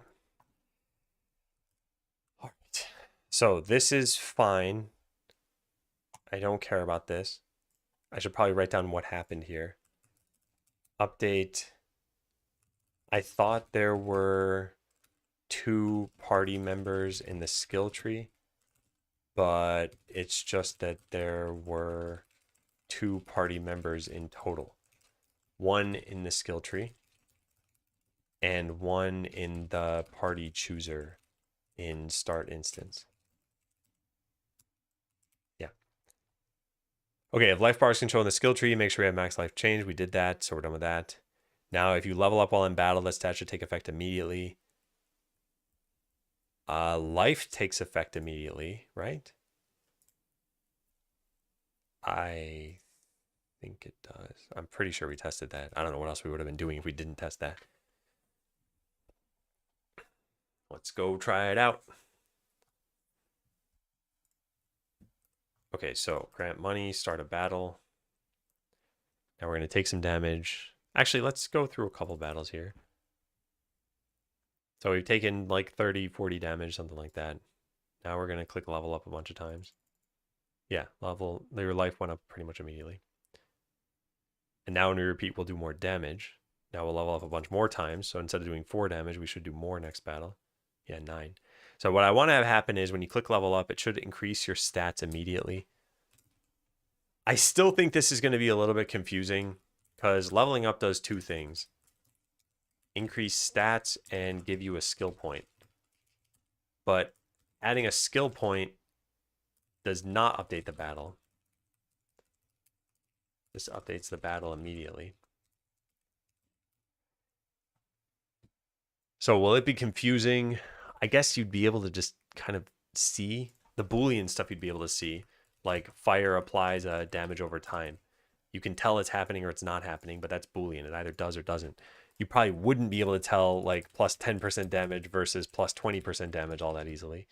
Obviously, they'd be different numbers some of the time, but you'd have to be paying attention to what the source was, which might not be obvious. So, we can't do anything about this, by the way, because if you could change your skill points while you're in battle, then you can do some pretty funky stuff. So, for example, you could. What's a good example of this?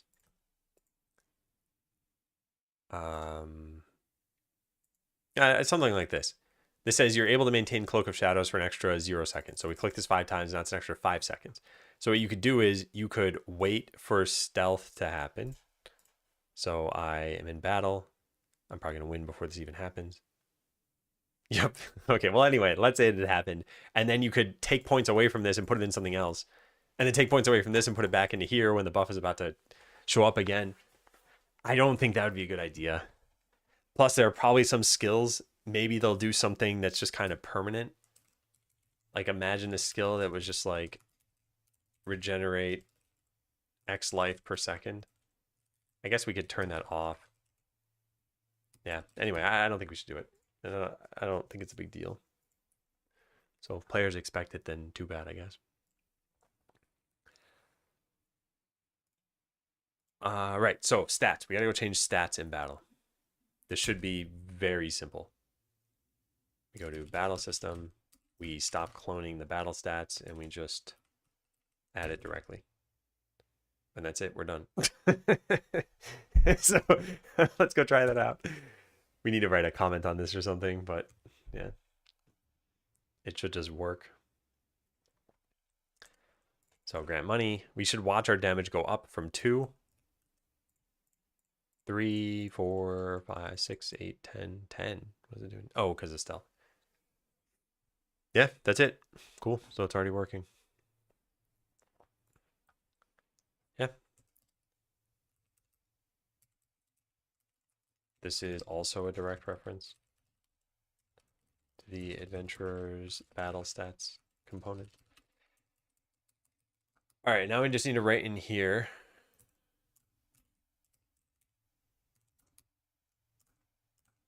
Love how this breaks F12. So stupid. So these should essentially be considered base stats. Where do you write a comment if you have attributes? Maybe up here? Yeah. So represents the battle stats of an entity. These are essentially the base stats. Any buffs or debuffs should go through stat computation. How do I get this to... Did I call it stat computation? I did. Game source battles. How do we do this correctly? Game dot source dot stat computation. Where do you exist? Battles. And I can delete that? Yeah, there we go. All right, now you can press up to all on that. Hey, Monetic Bind. How goes it? It's going well. I spent Wednesday doing all the game design changes that I wanted to do. And there's a lot of stuff we're going to need to test now. Where's my to-do list? Here. Yeah. So persistent life values we talked about. But I finally settled on manually moving items. And it's not that you have to manually move them. It's if you're there, you can manually move them. So this plays into what you had said about, yeah, if you're active, you could get a little bonus to your progression. But if you're idle, you don't really care because it's all going to happen eventually anyway. And the reason I felt like it was necessary is because I just don't think adventurers should be restocking. I think it was too confusing for people. Like, they went into battle, they left battle. I think we were here for a lot of this stuff. I don't remember exactly what. So because of that, it means that battler where does that exist? Scene script. Battler and adventurer can share a reference to the same instance. Cool. Now when you hover over this, it looks stupid.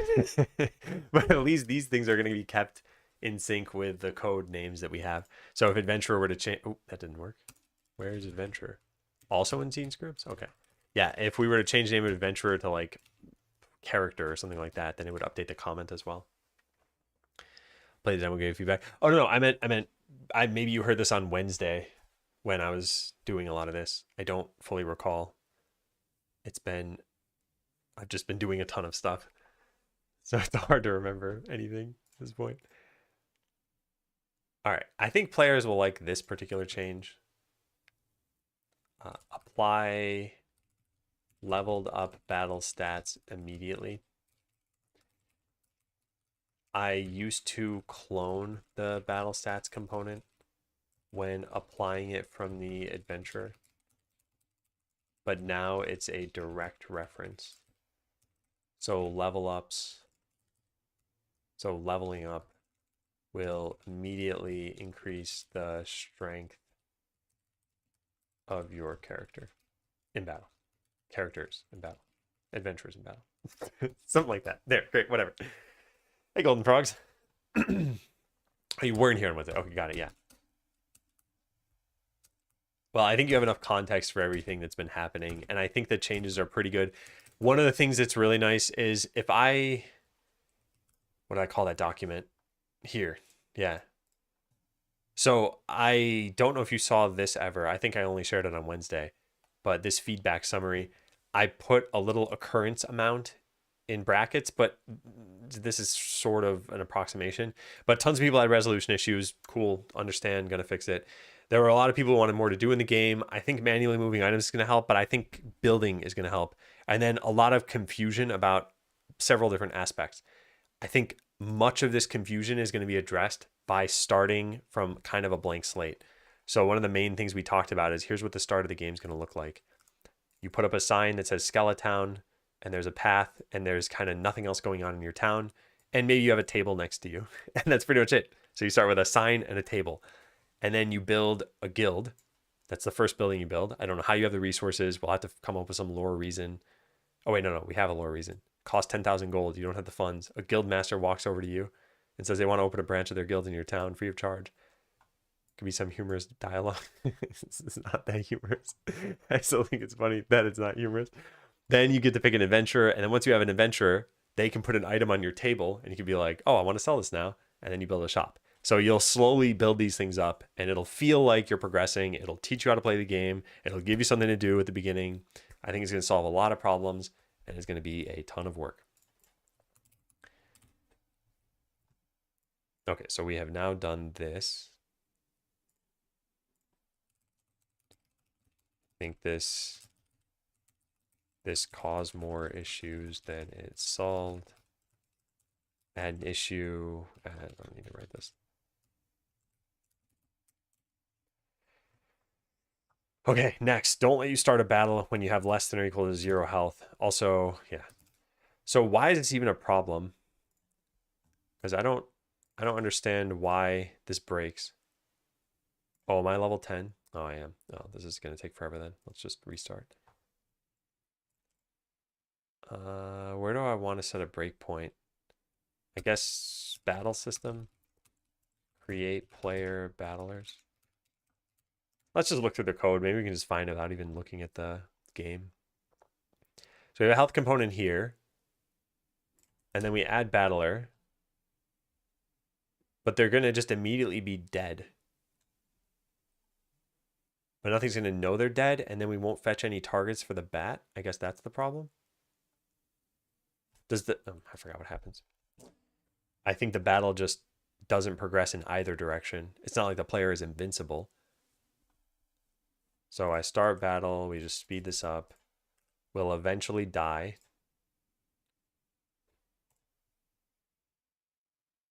I'm still alive. Okay, so now when I repeat battle, yeah, nothing happens. Hey, Francois. How you doing? You have sent a total of 2 messages in my channel. Oh, the last one wasn't that long ago, I guess. Yep. Yeah, so no errors and nothing happening. So why is nothing happening? Why are there no errors? Let's find out. So we add a battler, and then we start the ability system. And how does this work? Can update abilities. This probably checks if you're dead. Okay, yes, it does. Okay, so that makes sense. Now this explains why the player isn't working. Why is the enemy not working? Because basic attack only finds living enemies, probably. Deal damage. Battle system, deal damage. Do we check if the target is dead? Health component dot take damage. Oh, if they weren't dead and now they're dead, then call on died. So hang on. Oh, sorry. Usually that's not so bad. Your keymap.c open in one window, watching you type on another, working on my own layout. Oh, cool, cool, cool, cool. Yeah. And I think one of the best things I did was to set up extra shortcuts on my navigation layer. Because frequently, if you think about it, like let's say you select any text, what are you probably doing after that? You're probably either deleting it or copying it or moving it. All of those things should be easy, and they should probably just be in your nav layer, for example. So the more you can cut down on layer switching, I think the better. So like my thumb is on this key, that means I'm now in the nav layer. So I can select things, I can move it around, I could delete it, I could undo, I could duplicate it. There's all that stuff without having to leave that layer. Yeah, it's almost the text editing layer. And then, I mean, there are other things I have in it too. Like sometimes when you're in a browser and you copy text or you highlight text, what's the next thing you're probably going to do? Well, probably copy and then a new tab and then probably paste. And so it's like all that stuff should also be pretty easy. In fact, I should probably have something that like prefaces this with a, I don't know, a G so that I can search through Google, but I could just change my default search engine. That's more because of Bing rewards. So yeah, I'm still not totally sure why the enemy bat isn't targeting you. It should be doing damage, but it's not even finding you as a target. But basic attack doesn't have anything. Oh wait, oh here it is. Okay, never mind. Yeah, that probably explains it. Get enemy target. Get enemy targets. Get targets. What does this do? Find enemies. Filter living battlers. That's it. So neither one can target the other. The player because they're not acting at all, and the enemy because the player's dead. So what should happen in the game? You probably shouldn't be able to start a battle if all of your battlers are dead. Yeah, I mean that's probably pretty basic. Shouldn't be able to battle if all battlers are dead. If you do start a battle though, in that case, then it should just end. Yeah, I hope you like your keyboard. Although maybe you already had the keyboard and you're just making the map for it now. That's very, very similar to mine. Man, custom keyboards are so cool. I like how when you search for this, it brings up painters. So there's like 2 images that are just totally out of place. No, 3.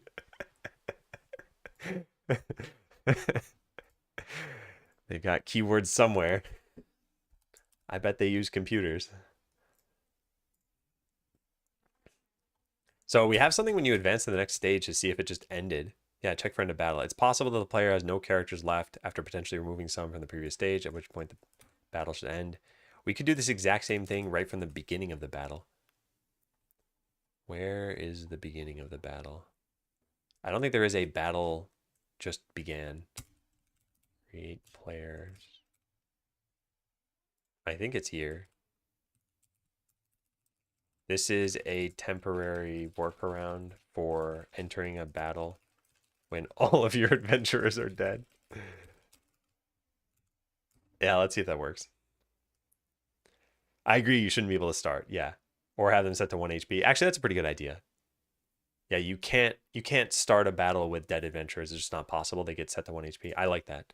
Then we don't even need custom UI states. We just need a custom HP thing. All right, this is really frustrating that I have not lowered the life of the rogue yet, so I have to click this like 4 times. So let's not forget to do that. So the adventurer should die, and then clicking repeat breaks. So let's just do the fix that Kodak suggested, because it's definitely better.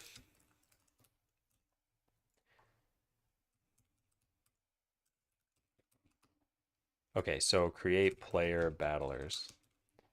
We're creating this using an existing health component. So we'll just do health component.life equals math.max. Yeah, 1 or health component.life.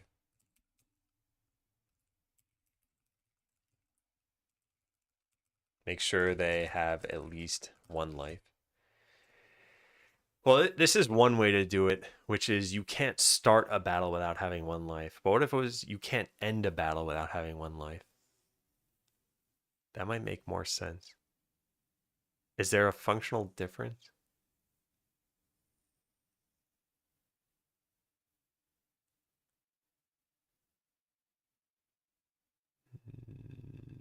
Not really. I'll just leave it like this for now. Yeah, senile penguin. I'm glad you know the lore of the game. Those 4 days on YouTube have taught you well.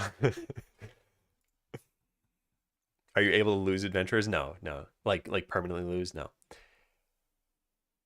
Oh wait, I just said this and then I didn't do it, which is all adventurer data. We're gonna set the rogue to have like 30 life. Yeah. And then I guess battle system doesn't need the check for end of battle at the beginning. Yeah, it doesn't have it. Let's try it out. So this thing should die really fast. Yep. Speed this up. And then every battle I start with 1 life. Yeah. So now it's impossible to win. But if I level up, it becomes possible again. In fact, even just 1 level is all I need because it gives you so much HP.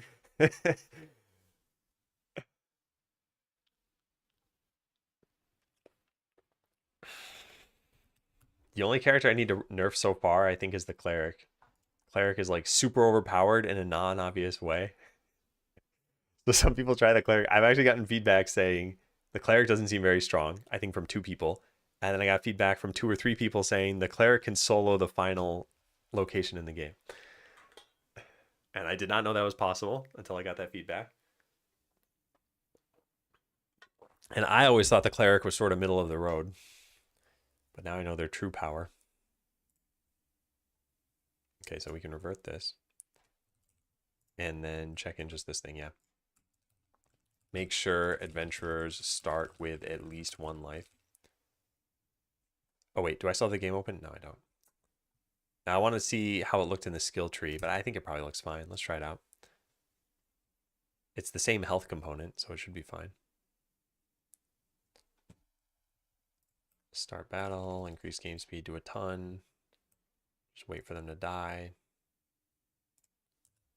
Okay, their life is dropping, and then it hits 0 and should go back up to 1.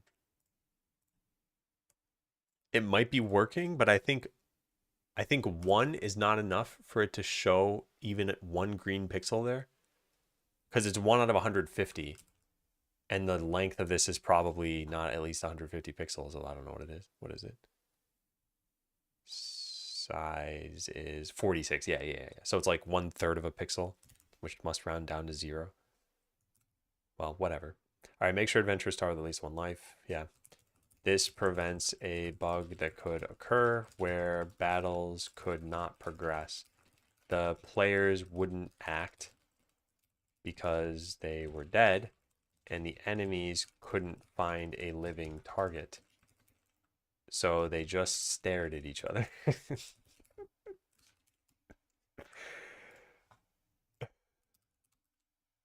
What just happened? Did I press the wrong key? No, I don't know what happened.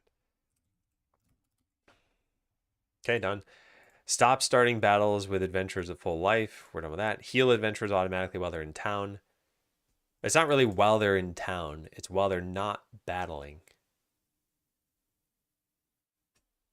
And that was... No, that's just this. Okay. I think this is the last thing we're going to do. Then I should probably get lunch. So how do we do this? Adventurer. I mean, I guess we could just put this stuff into here.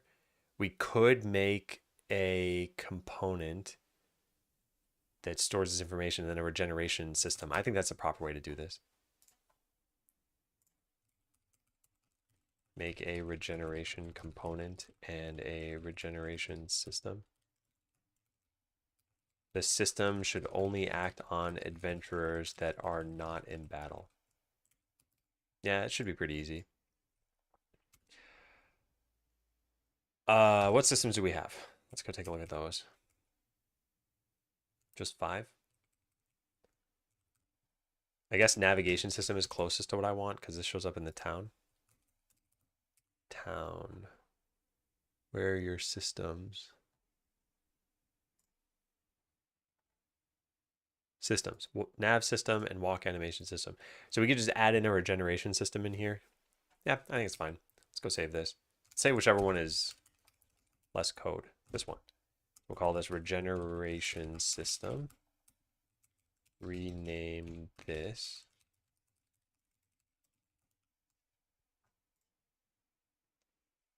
All right, delete that stuff. So all we need are the adventurers. We could either fetch them every frame or we could just track them. Alternatively, the town could just tell us about them. Yeah, I think it's easiest to just do that. So we don't even need a hash set here. Well, we do need a town. Private read-only town equals null. You know what I just realized I've been doing this whole time on Mac? This is something I never really adjusted to. So I wrote out null, and then I wanted to delete the rest of the line. But on Windows, if you press Control Delete, it'll delete the next word. On Mac, if you press Command Delete, it'll delete the entire rest of the line. So what I always have been doing is Shift End and then backspace or delete.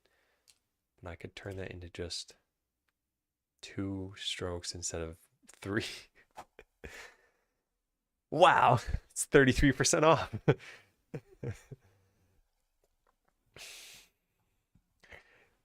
I don't know if that means that Windows is the best. I certainly don't have a problem on either one right now for just text editing.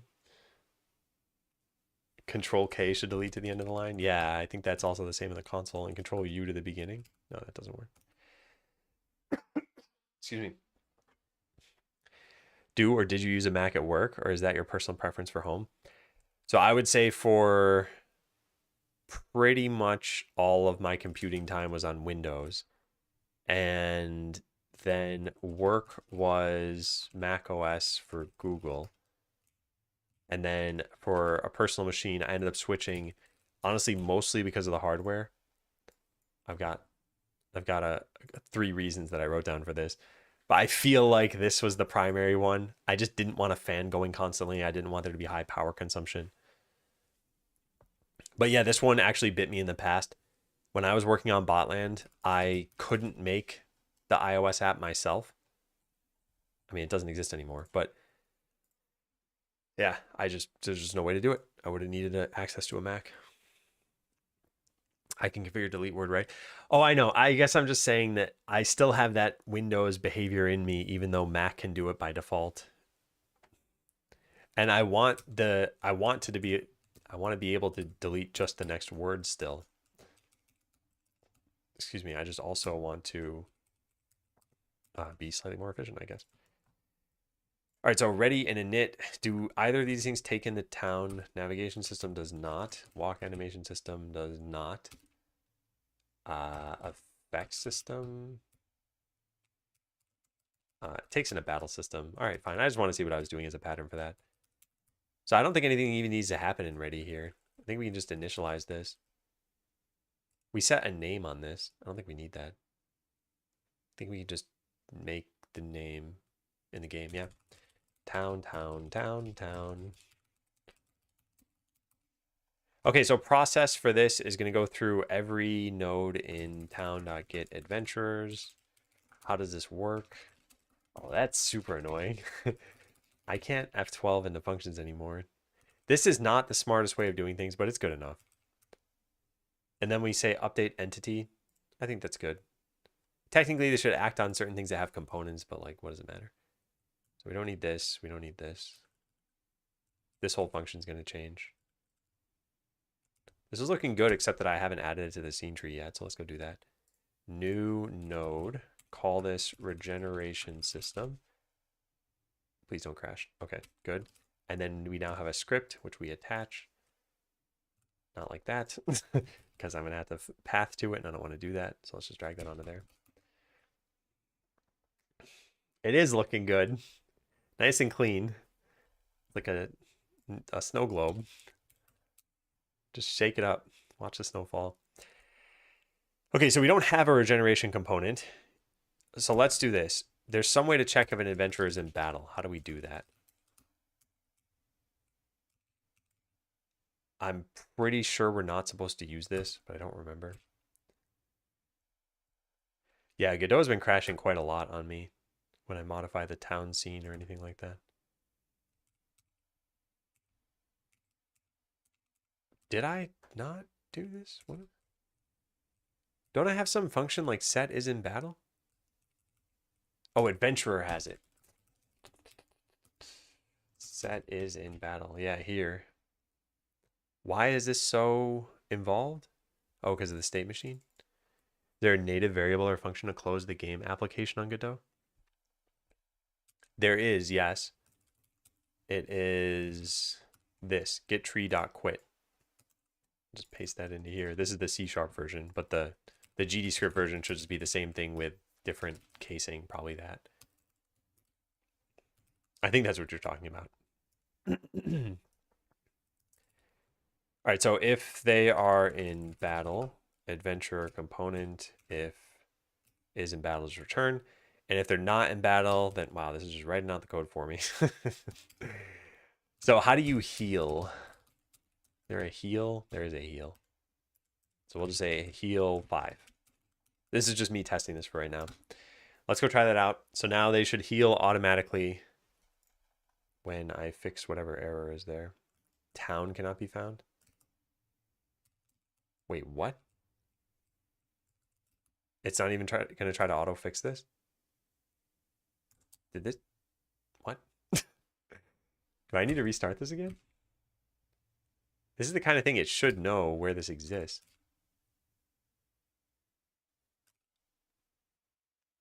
What is going on? This is so bizarre. Yeah, there it is. It just fixed it there. Yeah, something's wrong with this experimental feature. I get hot reloading, but I lose the ability to like navigate the code anymore. And it's really tedious. So now we want to delete these things, and then we should be able to run the game. Having my first game dev project in Unity. I've heard a lot about Godot, learning all the things minus programming. Which would you recommend to go deep on? I think it's just a matter of preference and goals. So there are people who probably use Unity and just do animation in it and never touch like the game aspect or the coding aspect. I'm just making something up, right? Like, and then there are people who exclusively code and pretty much never touch the scene editor. So yeah, what do you want to do? If it's just make games, then I would say keep tackling slightly bigger projects, slightly more, what's the word? Ambitious projects, not even necessarily bigger. Like maybe you make a small multiplayer game. Maybe you make, I don't know, a different genre of game. You clone something you wanted to make and improve it. A read-only field cannot be assigned. Where is this? Regeneration system line 13. Oh, it wasn't really supposed to be read-only. There we go. Oh, which engine? Oh, I'm sorry. I thought what you meant is which area of game programming. And I was like, I can't answer that for you. But which engine I think is going to be based on a couple of things. Which capabilities do you need? And which monetization structure are you okay with? So capabilities are really the important part because monetization structure is Godot is free and Unity is not free. Or at least not permanently free. So yeah, are there capabilities you want? Like, does it matter that the engine is open source to you? So for some people, and this is typically once your game is more advanced, maybe you need something out of the engine that's not there. Maybe the engine has a bug that you'd like to fix. With Unity, you can't do anything about that. Maybe the top developers can have some sway with Unity and say, hey, can you prioritize this for your next release? But as you know, random indie dev number 4,000,002, you are not going to be able to probably get Unity to change their roadmap. So maybe that matters to you, maybe that doesn't. Maybe Godot is missing some feature you need. Maybe there's a bug that's really annoying for you. Godot right now, for example, if you code in C#, you cannot export to the web. on the current version. This will eventually get fixed, but until it's fixed, you know, maybe that matters to you. You want to distribute your game on the web, so it's just a no-go. Or use GDScript. Maybe you don't like GDScript. So what's going wrong here? Object reference not set to an instance of an object in the regeneration system, line 18. I never called init, that's why.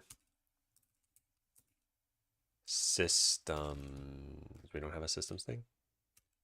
Navigation system. Oh, we just never need to initialize them? Well, well, well. Wait, do we never get any of the systems? No, we never do. Wow. Okay, well, this is easy enough to do. We just need to get the, what's it called? Regeneration system. Regeneration system. And this exists underneath systems, which is technically all of this stuff and then systems, I believe.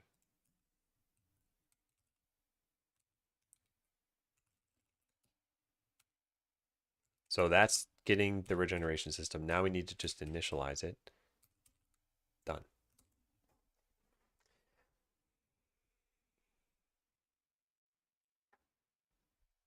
Okay, and now we start a battle, and we should not see life regenerate until they're done with the battle. They take 10.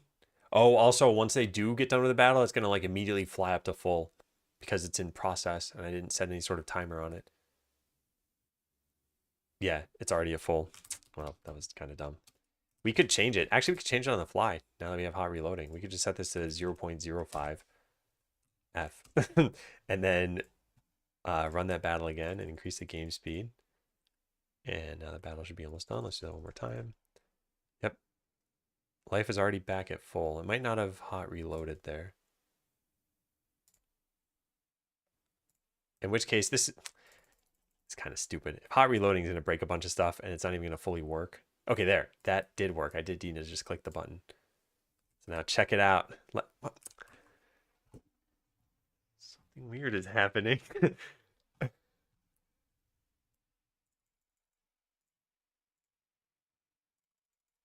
What is going on?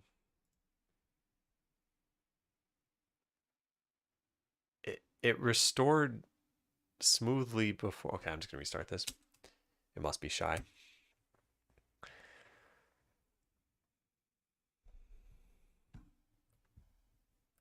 Okay, I'm pretty sure it's going to work this time. So we're going to see their life bar here. Yep, and it slowly goes up.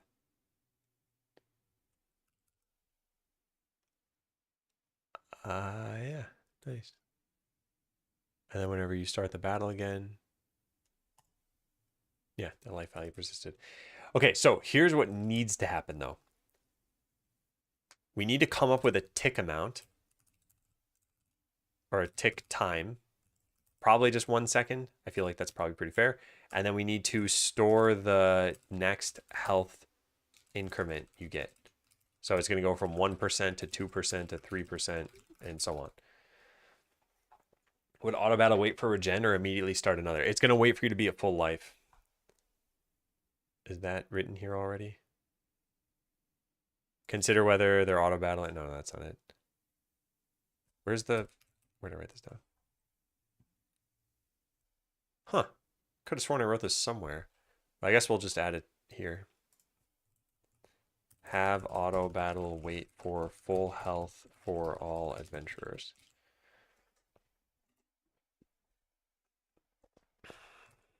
Okay, I think I've just got to take my lunch break now. I've been at this for too long.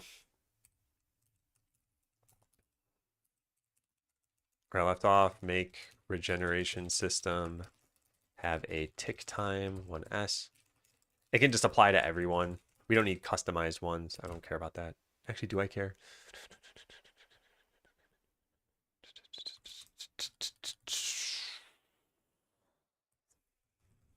Store a tick time and the next health increment you get. Make sure to apply the next health increment. This should all be inside regeneration component. And then what? Make sure to reset that. Make sure to reset the health increment when you finish a battle.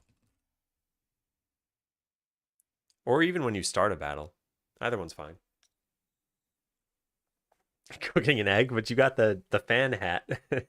It's supposed to be cool.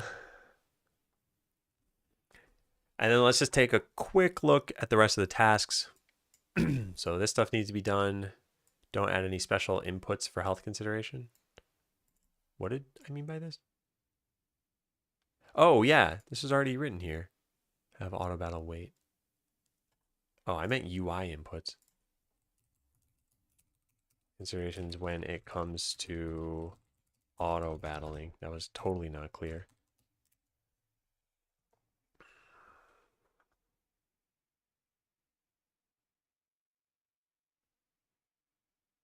Okay, I think this is doable in the afternoon, but I should get going.